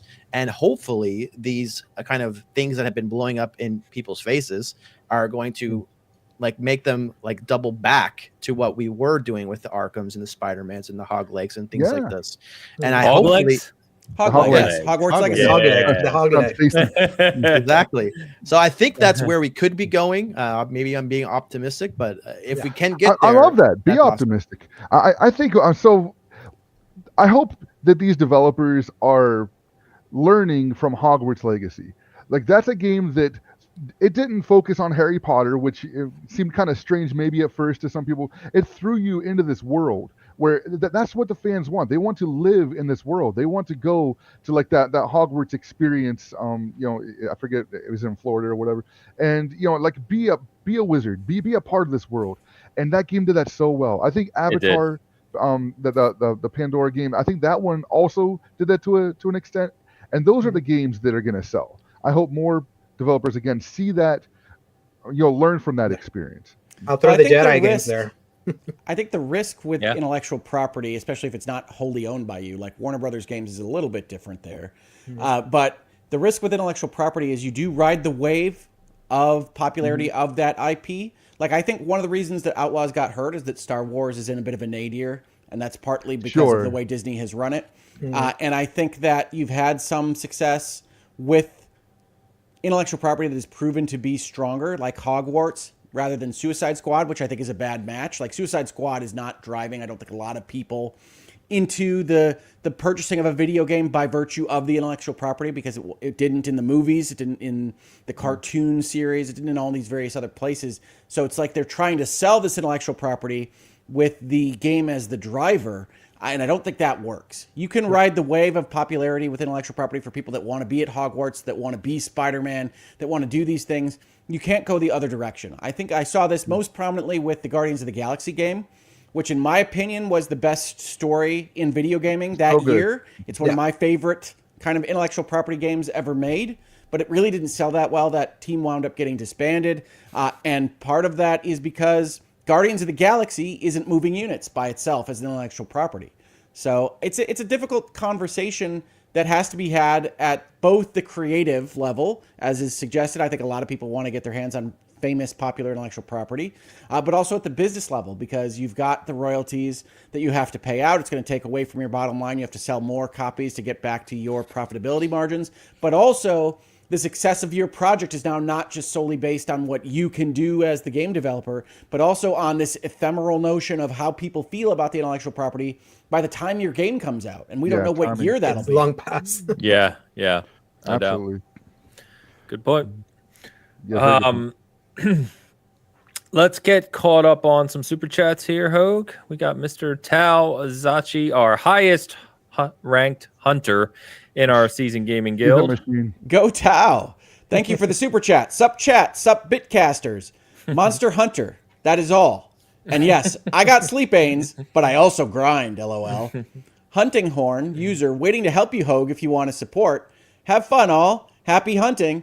I think you would be very disappointed if you saw me in Monster Hunter. I am fully decked out in my frog armor, with my frog hammer, hitting various monsters in the head with my hammer. But I'm not what I would call good at the game. And I desperately want to get out of the monochromatic areas. So we'll see.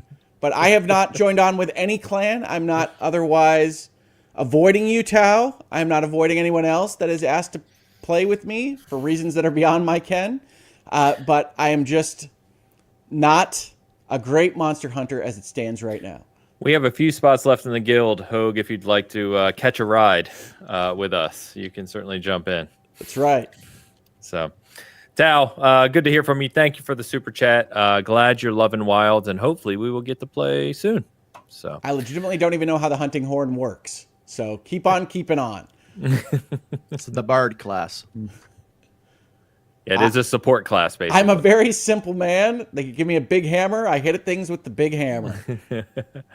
Fair enough. Marvin says, I've seen No One Lives Forever somewhere as abandonware, but that sounds like a euphemism for pirated. So the concept of abandonware comes from various other things that can be abandoned in the law. But as you might see it on the internet, you are likely seeing it as essentially a kind of moral excuse for taking ownership or access to things that you can't otherwise find the owners to. So pirates of video games and other media online tend to try to classify things as abandoned by their owners so that they don't have to feel bad about pirating them. Speaking of abandonware, do we you think that game Abandoned's releasing anytime soon on PlayStation? Is that coming? Every time I see it on my PlayStation, like things you own board, Yes. I laugh. The trailers app. Did it have a Marvin. platinum trophy? The trailer probably had a platinum trophy. Yeah. Asking for a friend. Marvin, thank you as always. Mr. Don Leonard is here. The Bad Take King himself is back. It's Don. Good day, Bitcast. Wowza, so many people today. That guy in the bottom right looks a little strange. Better watch out. He may go off the rails. Yeah. He has a Talking good about take you, today. Alex. I know. I know. Good seeing you, Don. Remember, you're mighty nice. Oh my God, Don, hope you're doing well, my friend. All right, Machine XP a regular as well. WB seems to have gotten startled from poor reception of DC movies. Was a Flash game in development too, but dropped after Flash movie bombed. Yeah. Yep. I don't think anyone that comes here and says Warner Brothers doesn't know what they're doing in some important respects wrong. is going to be laughed off the stage. They are right about that. Warner Brothers has issues managing all their properties, and that includes video games. Flash, we had quotes from their executives that came out and said, well, nobody wanted a Flash movie and things like that. Well, it's like, well, that's an important piece of information to kind of consider before you spend hundreds of millions of dollars making one. But here we are. Yeah. And you had a Flash TV show go for 9 years. So. Yeah, exactly. Machine, thank you as always for the support and the comments. He or she is always in our comments and supporting the show. So thank you. Thank you, Machine. All right, let's get back to this. Put this back up. All right, let's talk a little bit briefly about Xbox's interview this week. So we got an interview from Craig Duncan, who, if you're not familiar, was the head of Rare, but he is now the head of first-party games for Xbox. And he had an interview where they talked about, obviously, a few things, including Avowed. So they talked about the reception to Avowed and how Avowed is doing. They talked about the upcoming South of Midnight, which, by the way, is pretty much a month away as we're speaking right now, because they're imminent. They're doing 6 another one of days. those, what do you call it, early access periods if you buy the premium, what have you. Now, So, folks, just so that you know, for your own gaming calendar, you are going to have to finish both Suikoden titles in the month between now and then if you want to be ready for South of Midnight. So there's a lot of stuff coming out in March. We got Split Fiction, we got Suikoden, we got lots of good stuff before we even get to April. Shadows is some kind of minor game from some French company. I don't know. I think you're a ninja or something, but it's going to be good too. Xenoblade Chronicles X coming soon too. Yeah. Xenoblade Chronicles X. If you try to squeeze that into March, you're not going to make it. That's a 100-hour game, folks. Yeah. How's 3 coming along, Hope?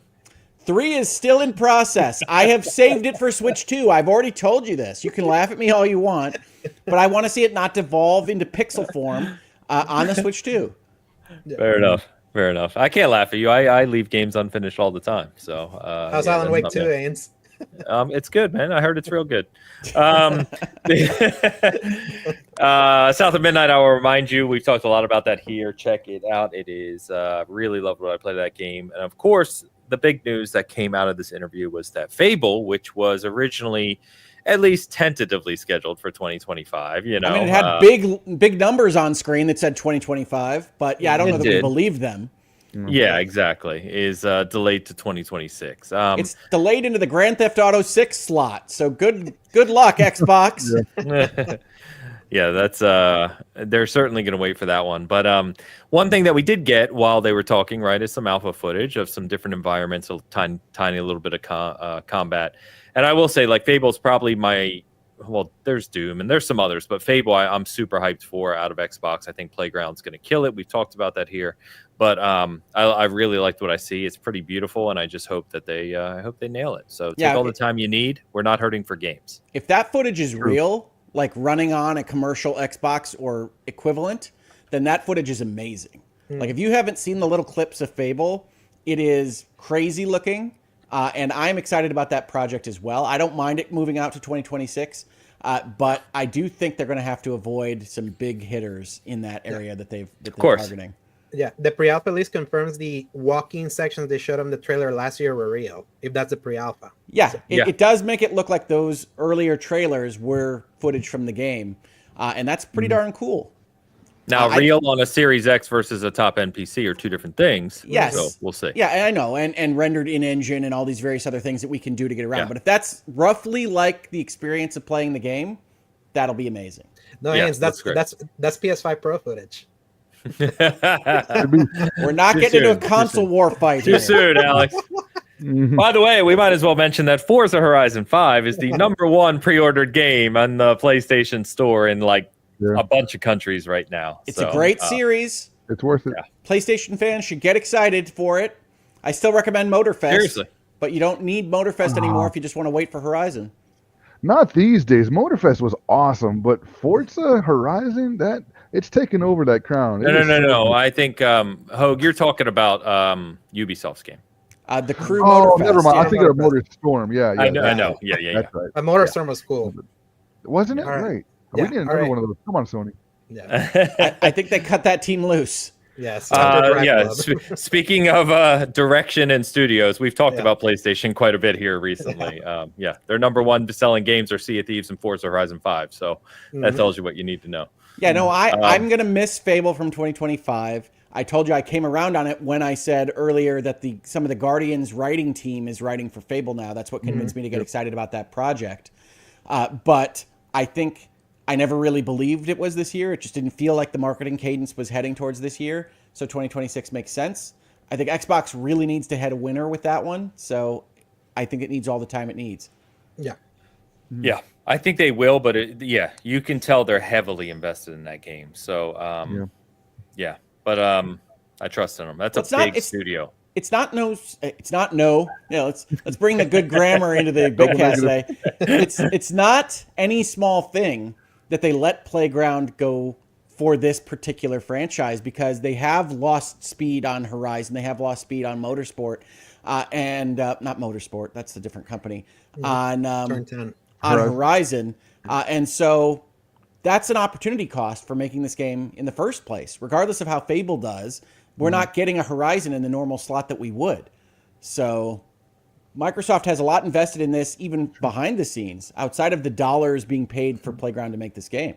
True. To be fair, I'm looking forward to driving between towns in Fable in my Audi. So I can't, and then the DLC pack with all the Porsches. I'm stoked for all that. Just get the supercars in there. Fable Lego DLC. It's just Hot Wheels tracks all around the Fable Kingdom. I'm down. I'd play it. Sounds like a bestseller. But yeah, I think we've talked a bit. You know, we were joking, I think, previous show about the pendulum between Xbox first party and PlayStation first party, right? So it's swung to the Xbox side for now, which is fine. As Nixie just said, patience is a virtue. Yeah, we are not short of good games. That is unquestionable. So just play the games that are there. Yeah, well, it's a pendulum that's combined with a monkey's paw. Yes, they finally got the games. Unfortunately, now they go everywhere. Yeah, they do go everywhere. But the games are there now. And I think it's good for everybody. I know that there are concerns about competition on the hardware side of things, but I think it's great that PlayStation players are going to get to play Horizon. I think it's great, honestly, that Indiana Jones is imminent for them. That I think was Xbox's best release in a long time. Yeah. Excellent. So that's going to come out on PlayStation very soon as well. Yeah, rumored April too, according to I was going to say, I think April. Yeah. Well, and April for me is primarily outside of South of Midnight, Claire Obscure, Expedition 33 month. So that's true. That's true. And at the end of the month, that one. So. Yeah, no doubt. Excuse me. But yeah, and don't forget, then we go right into May with Doom, Dark Ages. So there's just the early part of this year is pretty damn wild. And the tough thing for someone like me that plays a lot of multiplayer, that doesn't have a ton of free time, trying to get through these single player games, like I'll probably be playing Kingdom Come Deliverance 2 all year. Like it's going to take me that long to get through one game. No, it's funny. I just got invited to a spoiler cast for Kingdom Come Deliverance 2, and I'm like, I would love to, but scheduled for November. Yeah, you're going to hold it until 2026 because I'm not finishing this anytime soon. Now, a quick question, because I know betting is a popular segment here in the Bitcast. Now that a Fable is out of this fall, does Gears of War E-Day make it? Absolutely. Eric threw me for a loop this week. Part of it's my fault. Eric had mentioned that Gears E-Day was 2025, and for some reason I translated that to actually being said somewhere. And I shared it with a bunch of friends who are Gears fans, and they all got excited. And then Eric's like, I was just messing around. I'm like, you son of a bitch. Yep. No, manifesting. I was manifesting. Yeah. I hope so. But go ahead, Eli. No, I manifest 1v100 every single day, and that still hasn't come back.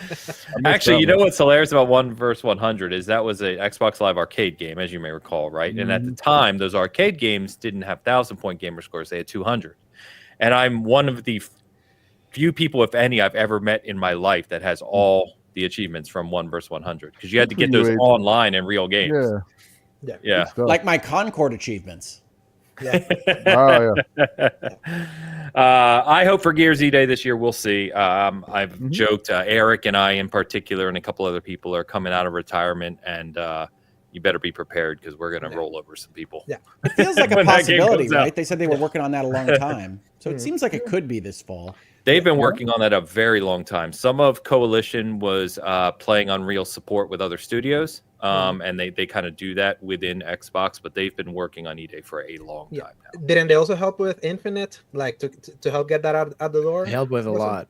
They helped with a bunch of Xbox first party, and especially as you're seeing, obviously, with Halo Studios now and other internal studios stand up in the shift to Unreal 5 and getting the new tool set. It's like Coalition plays a big part in that internally. So from what I understand anyway, it's not like I'm working on it, but that's what I've been told. Did the Matrix demo too for Epic. They're one of like they were consulted a lot through the development of UE5, but Gears 5 came out in 2019 and Hightbusters was after that. They did have a studio like leadership change, like obviously Rod Ferguson left, the director of multiplayer, I forget his name, but he left as well. So there was some changes there, but yeah, it's been roughly the full team working. It's been 6 years since they launched a full game. So I don't think it's likely, if I'm being honest, but it's definitely not impossible. Yeah. I find funny that Rod Ferguson is never beating the finisher allegations. He leaves Coalition, nothing comes out. He joins Blizzard, Diablo 4 comes out. So he really takes things to the finish line. So Bioshock Infinite, famously too. Oh, Yep. Let me get this super chat real quick. It's a short one on Hoeg, your side of the house. Hit it. Susano a la Richard gives $3.33 to say thanks. Thanks. Thank you, Susano. Susano is excited for Expedition 33. That's what I'm getting out of that super chat. That's what we're going with. yeah. I'm glad you were able to do that, Ains, because I was like, well, that's an interesting amount. That's got to mean something. and there's the 33 Immortals game coming soon too, like in a few weeks. I played that a little bit ago. It's very intriguing. Definitely check that out. Yeah. Played it as well. I agree. Yeah. 33, a very popular number in the year 2025. Yeah. Well, I'm excited. I'm excited as all heck for that game. I think we just are in a absolute paradise of Japanese role-playing game experiences. I know it's a French role-playing game, obviously very influenced by JRPGs as a history. You talk about Xenoblade, you talk about the Suikoden Revival, you talk about the Lunar Revival, you talk about Expedition 33. We've got so much good stuff. I'm super excited about all of it. And that's just as you said, the Japanese RPGs. This year already, we're just in March, has a lot of bangers. With all of the potential games coming out, of course, we don't know what's there, what's going to move, but this could be a year to rival the one we had a couple of years ago. We'll see, but so far it's off to a great start. 2023, which at the time we agreed actually finally beat 2007 as the GOAT. Well, as I said at the time, 1998 was my GOAT. 2004. I agree that 2023 was the best year so far. 2011. Yeah. I love 2011. By the way, Ray coming in, our Sardinisms, as you may know her, coming in with it's a long O in Susan. No, it's a Japanese kami.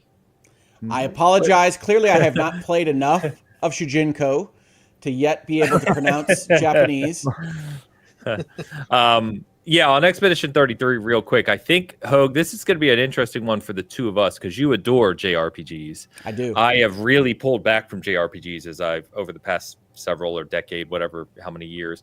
But in looking at the Xbox show we got where they really went into depth about it, it looks to have a really cool balance of traditional JRPG design with more modern kind of open world exploration, maybe some additional kind of character customization. So I'm super excited about that. I don't know how much character customization it's going to wind up having, but I do think it's going to have a lot of exploration. I think in the vein that we see it in JRPGs more than open world, but obviously I haven't played it yet. I think if anything, the difficult part for some people is going to be it looks to be heavily French. It looks to be very European inspired. And I prefer that. That's not a vibe that I think we've seen in the marketplace too often. I think it'll be successful. I think I will like it, but I'm not sure how the market will respond to that. That's why I'm excited. It's like it's a new aesthetic. Not new, but it's an aesthetic that we haven't not seen in recent times. Yeah. Well, I've said, I completely agree. I've got my windows up right now, but I've said I have the melting Eiffel Tower from the trailer, from the wallpaper that they give to the founders of that game right now as my desktop. I've had it up for a couple of months. I'm excited about that one. I'm excited because I think we're going to see, maybe not tropes is the right word. I'm sick of the JRPG trope. So I'm hoping that this company and, the French kind of cultural aspect has a different impact on the storytelling and the way they approach it. If in the first hour I have to play through a tutorial where you learn you're the chosen one that's got to save all of humanity, I'm going to lose my mind. Yeah, I'm going to lose my mind.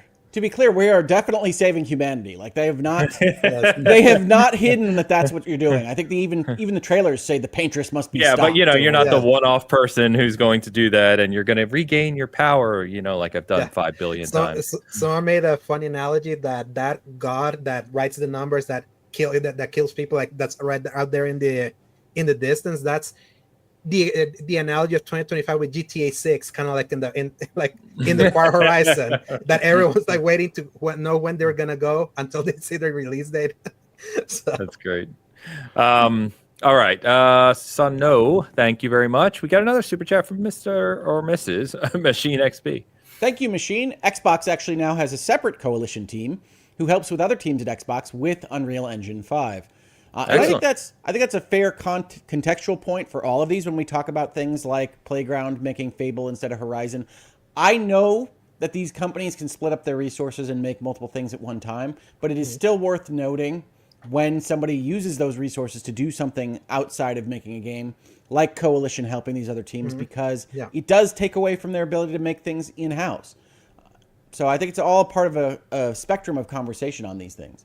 Yeah, that actually reminds me of like the PS3 era when Naughty Dog had a team called the ICE team, the Initiative for the Common Engine. They were kind of like the team that were helping other first-party studios at getting like on board into PS3 development, because obviously at that time like the PS3 was hard to develop for. So it's cool to see that that practice of keeping like a separate team that helps with tech is being adopted by others.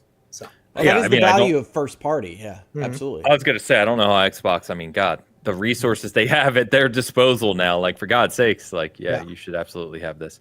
By the way, Machine says I am a guy and laughed about it. So thank you, Mr. Machine. I'm going to call you Mr. Machine from now on. It's stuck. Sorry, that's it. Mr. Machine. Mr. Machine. Thank you, my friend. And Goodrich Games is here. Goodrich Games says 1998 was a good year for games. Yes, that was my favorite year in gaming history until 2023. Good times. Ocarina of Time, Metal Gear, Half-Life. Good stuff. Yeah, Ocarina and Metal Gear was like the strongest fall in history. Yeah, I agree. Halo 2, World of Warcraft. Goodrich Games. Good to see you, my friend. I'm just going to leave it there. Sorry. We have talked to Goodrich Games on a separate format, which is something else. So we'll leave it there. I love it when Ains has like a internal NDA trigger. Yeah. Sorry. It's not even an NDA. In this case, it's something completely different. But yes, thank you for swinging by. Good to see you. I hope you're doing well. All right. Just a couple quick quips of news before we start to wrap up. So a couple things. So let's see. Where do we start here? So Assassin's Creed Shadows. We mentioned it earlier. It does not come out until March 20th. 20th. Mm-hmm. Okay. So it comes out in a few weeks' time. We will have a review and a lot of coverage and talk about that one, of course. But it was Ubisoft has come out and not only have spoilers leaked of that and the story, actual physical copies somehow already got into the wild. So just keep an eye if you're really invested in looking forward to Shadows and want to experience it for yourself. You may want to mute some words, block some people, do what you do. Just try to avoid it because it could get bad out there in the next couple of weeks. I think the most frightening thing for Ubisoft is that we saw that leak early on in this week, and I haven't had any issues with anybody telling me anything about that game. So that's not a great sign for Ubisoft needing to have an absolutely killer game come out to save their company, in essence. But it is good for those of you that want to still be on social media or on the internet in general to not get spoiled on this game if you are looking forward to it, as I am. I think this game is going to be awesome. I am looking forward to it. Awesome. It's one of my favorite series. I love historical tourism and the way Ubisoft makes these environments. I saw for the first time clips of winter as an environment because we know they have seasonal shifts in this game, and I think it's going to be fantastic. But yes, be aware that copies are in the wild, and that always means that somebody can just drop a spoiler bomb on you. A-holes. Yeah. I also feel Assassin's Creed is not a spoilable series in that way. Like, let's say, like when Last of Us leaked, that is so reliant on its story that everyone then just blasted it on everywhere and made golf clubbing very popular in 2 months. But we're seeing like that gameplay. That's because of the leaks, because of getting those physical out. I wonder if they forgot to delay the physical shipments and they've had it since February 14th. And that's why like everyone somehow got the discs. Could be in some region. It's possible, or they didn't update every mom and pop with a new embargo date. We don't know. This is another another story in the tale of Assassin's Creed Shadows of Ubisoft having some major marketing issue with this product. So I feel bad for the people that made this game. I feel bad for the folks that put their blood, sweat, and tears into it, because your parent company has done you no favors with getting this game out the door. At this point, it I feels would more say- cursed. Go ahead. Yeah, I would. I just want to disagree with you, Alex, because I think it's very spoilable. I think yeah, it's not as spoilable as it used to be from a certain point, but it's getting there again. It's trying to recoup that. And if you played the last couple of games through their totality, you can Yeah. kind of see where they're recouping some of that. And so I've been like on pins and needles because I'm excited about this. I lived in Japan. I can't wait to go and play that digitally and see what Assassin's Creed does with that. But I know these spoilers are out there, and I'm like, please don't show me. Please don't come up on my timeline, because there's certain things that I want to see that they do. We'll see. Yeah, I know there's like Valhalla and Mirage kind of refocused again on some of the future story stuff, but the fact that I have not seen anyone talk about any of that makes me wonder if they're picking from those threads. So honestly, I wouldn't want to even be spoiled on mechanics. I like discovering the Assassin's Creeds as they come. So I do think it's notable that I am online a lot. I have a lot of people that I follow, and I'm in a lot of these communities, and I really just haven't seen much being passed around at all. Good. Cool. Good. Shout out to Dragon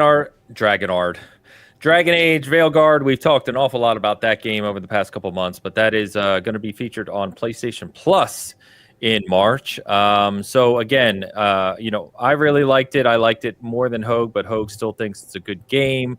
You guys can add your opinions as well, but I would say definitely check this one out. It's arriving earlier than I think anyone anticipated. We've talked about the sales. We've talked about the general reception of Veilguard, but it's definitely worth checking out, especially if you have PS Plus. This is an absolutely easy recommend for me that you should check it out if you're remotely interested in this game through PlayStation Plus, obviously because it's of no cost to you if you already are a subscriber to that service. But I do recommend checking it out. I am not as high on it as Ains. I do think it is a good game, worth your time, even with all the other games we have talked about coming out this month and next.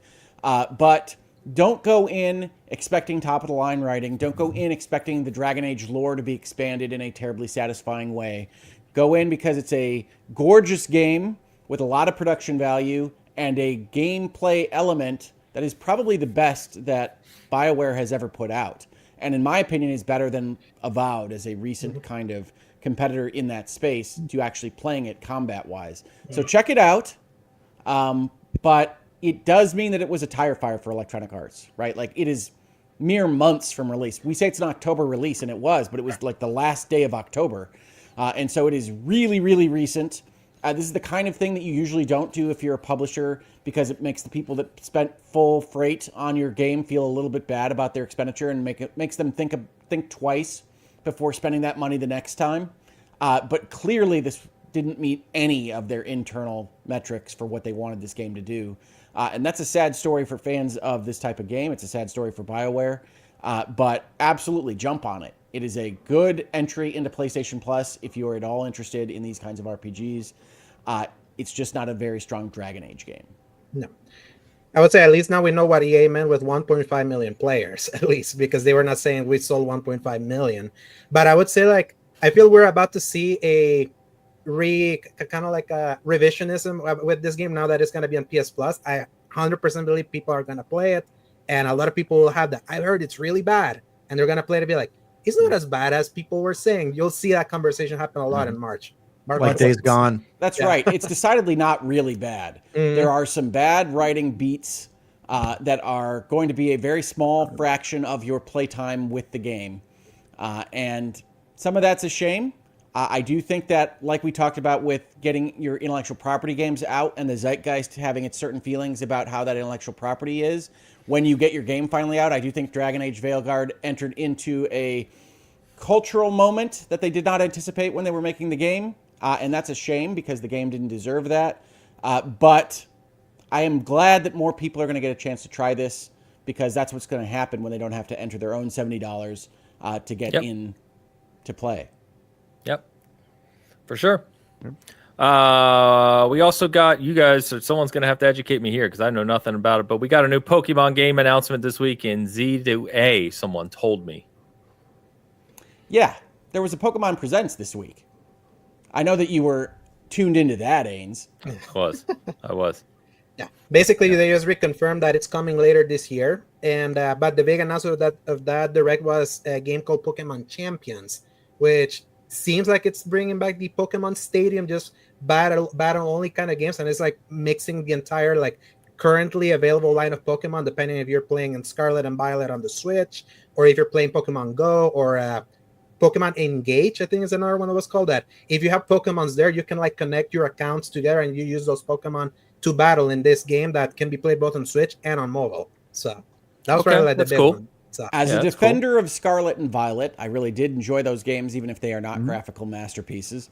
I think that this is a great announcement. I think it's interesting that they didn't announce it for the Switch 2. It's clear that Nintendo is holding all of their announcements for Switch 2 until that April Direct. So you talk about big game announcements. We've talked about what's coming out in March and April. That Switch 2 Direct is likely to be an absolute gigantic announcement fest for what Nintendo is releasing over the next 9 months, if not more. And so I think it's interesting that they didn't do that. I think that they are clearly moving their entire franchise over into that Arceus Scarlet and Violet kind of framework. So ZA continues that path. And I think that's very interesting. They did say some things about action gameplay that might get the Ainses of the world into the door, but I doubt it. And so that'll be interesting to see how they implement and whether or not they wind up isolating the people that like the turn-based Pokemon old school kind of approach to battles or not. But I think it's worth following. And I've never been as negative towards Pokemon Company and Game Freak as some others out there on the internet. So, no, I mean it's an absolute, globally giant IP. It's a juggernaut of sales. But I mean, even in quality of game, it's not. Yeah. It's never bothered me as much as some of the folks I see talking about it online. Yeah. But I would say the quality has definitely been lambasted a little bit more nowadays than it used to be. It feels like a lot of people don't want to keep giving Game Freak a pass, but that's not reflected in the sales either. So that may be still just like a very loud minority in the grand scheme of things.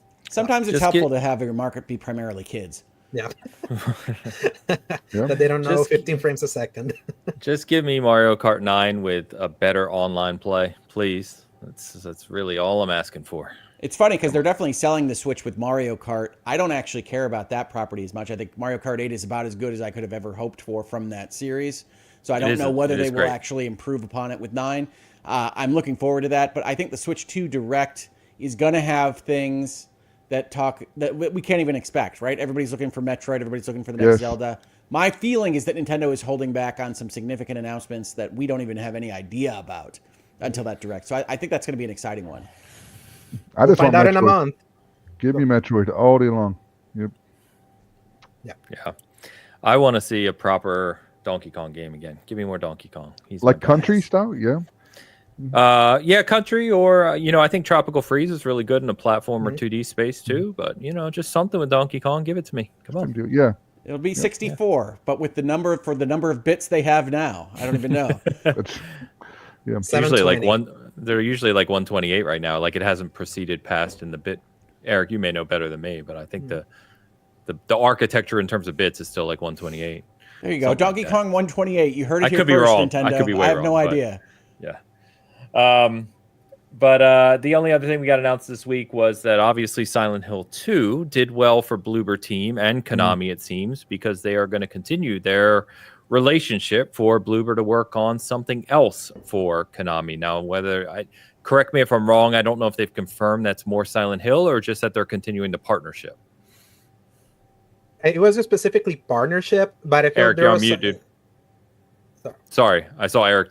I was literally just saying what Alex said. There's nothing confirmed, but the speculation is more Silent Hill. I think 1 and 3 are connected narratively. Yes. So the rumor is that it's that, but it's just a rumor.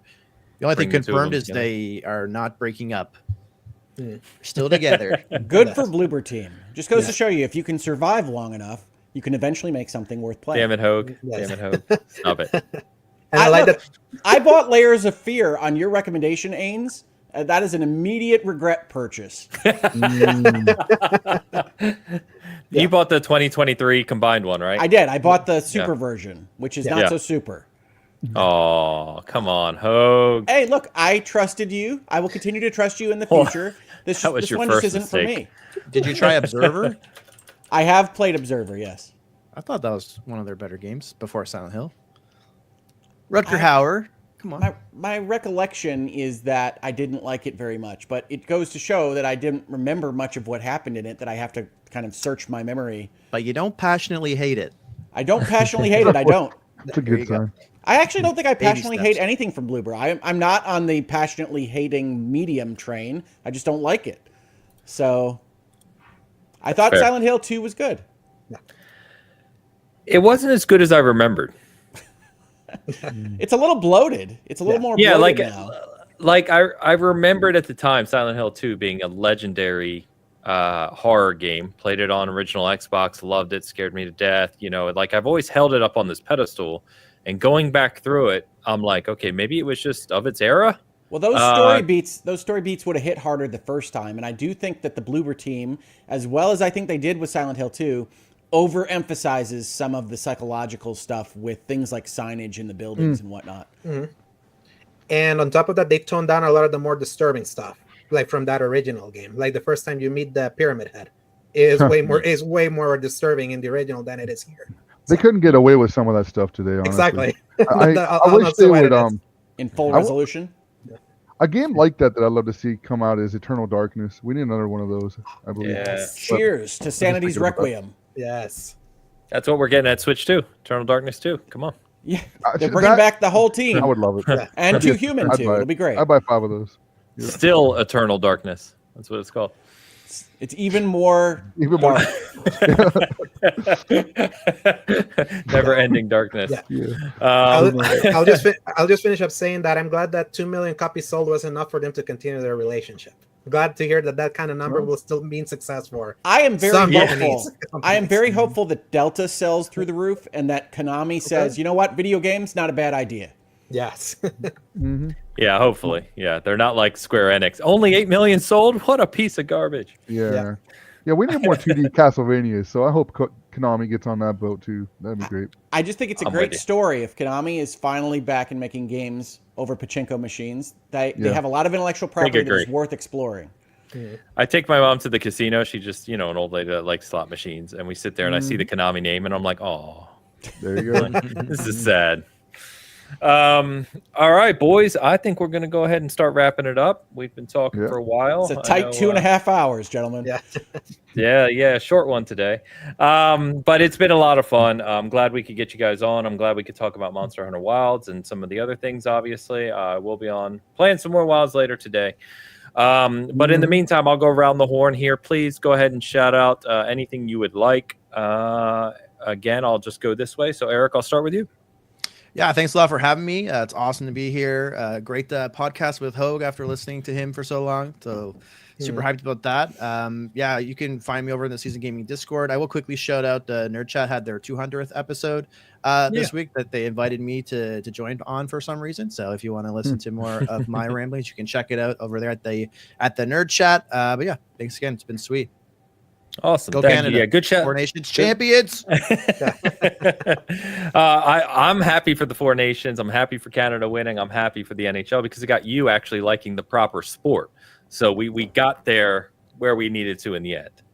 Yes. Okay. I mean, the game's not fantastic, but still, It's the first one I ever sport. bought. Yeah. And good shout out on the Discord too. So anyone in the SG community, anyone who's hanging out with us here, we have a Season Gaming Discord. It is very, just casual. Just hang out, talk games. There's no negativity. There's no arguing. There's none of that BS. We have a dedicated Monster Hunter channel. We have dedicated channels for all sorts of games. Really good community. So if you want to jump in, please do. It'll be a good time. Pat, otherwise known as Elu Spook, you may know him better. Yeah. So, Eric, I can always hear you ramble on. Congratulations to your team as well. That's awesome stuff. You're a Jets fan, but no one's perfect. It's all right. Hi, everybody. As you said, I am Elu Spook everywhere, and what's going on with me? I've written a book that's published. I've got all kinds of stuff going on with that. I talk games all the time. I love Monster Hunter. I hope you all are enjoying that. Great games coming out. I'm excited for this year. So much going on, but that's going to be my piece. great to be here. Love you guys. Take care. Have a great Sunday and everything You else. said you just published a book, which is a very rare feat for someone to accomplish, and you didn't say what the book was. Come on, hit us. That's me. I pride is not something I care about. I'm very well aware of this. Yeah. I've plugged your book a few times. You plug it. Come on, let's go. I gotta remember the name of it. No, it's called Prism: The Fallen Relic. If you go to theprismrealm.com, there's a website. You can order stuff there. There's a lot of merchandise coming. I've even got candles I'm making that are themed to different places in the book and stuff. T-shirts. I'm wearing one now. It's I've got all kinds of stuff on that. So, but again, I don't talk up myself enough. Maybe, and my wife gets on me all the time on this. She's like, you got to talk more about yourself, and I hate that. I get all red and anyway, yeah. So there you go. There you go. I put you on the spot. Made you feel better. Mhm. See? I love being on the spot. My brain goes blank. I can't think of what my name is. I don't know. It But, does. yeah. For people who aren't doing this in their off time, there is one thing where it comes around and says, tell us what you've been doing last week, or tell us what you can pitch or been working on. And there is a moment in time where your brain just says, what have I done for the last Yes. week? Yep. And it's just crazy. I always write it down in notepad form now so I can remember what the heck I've made. Good trick. Yeah. But yeah, check out his book. Long time coming, going to be a series, and the support would mean a lot for sure. Yeah. And let me plug in his Monster Hunter weapon guide that he wrote for the launch of Monster Hunter Wilds. See, Teach me how to use my hammer. And I Yes. got a starting guide coming this week. Kind of getting started guide. Yeah, that'll be coming this week. So yeah. Awesome. Okay. I'm terrible at plugging myself. You guys go ahead. You did great. Alex, That's what hit we're us. here for, to help. Yeah. Thanks, Yeah. Hogue. I appreciate you, man. Yeah, and Alex and everybody. Yep. Thanks. Yeah. As for me, Nope. you can find me at _Segovia on Twitter and Segovia on Blue Sky. And then you can find me every Fridays at my podcast, The X Button, that posts at 10 a.m. from 10 a.m. Central Time onwards, God willing, depending on my internet's upload speed because they're terrible. I co-host that show with Don Lionheart, and I just want to say that his thoughts are not do not reflect my own. So if you're feeling yourself growing white hair, like I've had to do that, it required me to get a tint job. Just know that that's how I feel too. And yeah, you can read some. I wrote a few stuff in Season Game. I don't know if I can plug it in now. Like I written the Eternal Strands review. I wrote the Monster Hunter review, which I was highly encouraged by Elu to do because I was scared of doing it because he was the better and I was more of a newbie. But he really he was That's why you were perfect, right? Being a new person, a lot of people coming into Wilds, you were the perfect one for it. Good review, Alex. Yep. Yeah, it's like Elu really was like my encyclopedia. I was like typing him with him. I was like, I'm writing about this. Does this sound right? Like that? Did I get terminology right? Like, so a big shout out to Elu helping me with writing that one because I tend to not want to write it from a position of ignorance, let's say. And you can check our combined writing of like our favorite games of all time. That went live last week, right? Good call. Yeah, so it has all our 10 favorite games of all time from all of us except Bo here from the Season Gaming Bitcast. And because its anniversary was this Friday, Saturday, it was a leap year. So it will be weird to celebrate. Happy 1 year Rebirth. I wrote a retrospective about Rebirth about 1 year. So you can go read that. I wrote it for the PC release. I'm replugging it right here. There you go. There you go. Final Better Fantasy plugging VII Rebirth. SG stuff than I am. Yeah.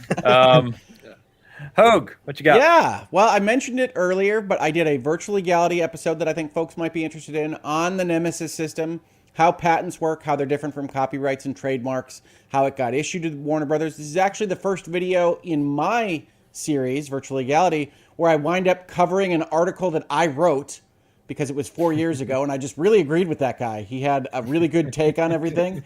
And so I actually don't believe that. I actually covered my article for the first time in Virtual Legality. So it's a fun video if you're interested. It's also part of our new 30 Minutes or Less series, because I know people think that lawyers can ramble on, and sometimes they don't want to engage in a 3-hour reading of a document that was filed in court. So this is 30 Minutes or Less. If you're interested in that topic, check it out on Virtual Legality on my channel.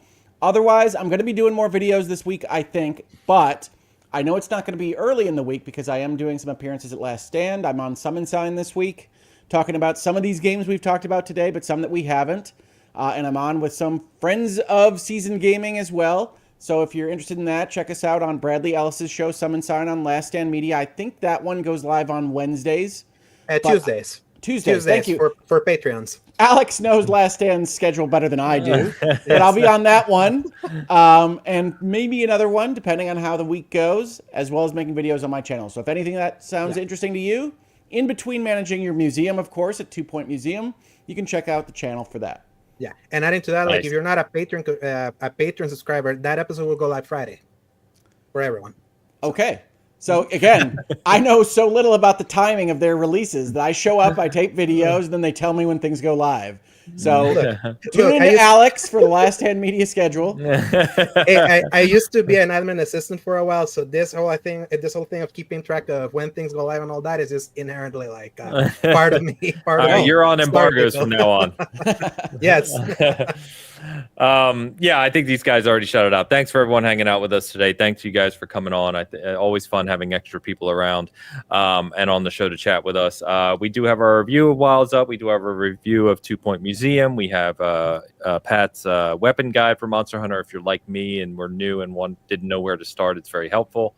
And we'll have obviously more stuff coming this week as well. We also will check in with Travis. He's been very quiet with Hoeg and I since being in Japan. So we'll see how his trip goes, and he'll be back next week to tell us all about it.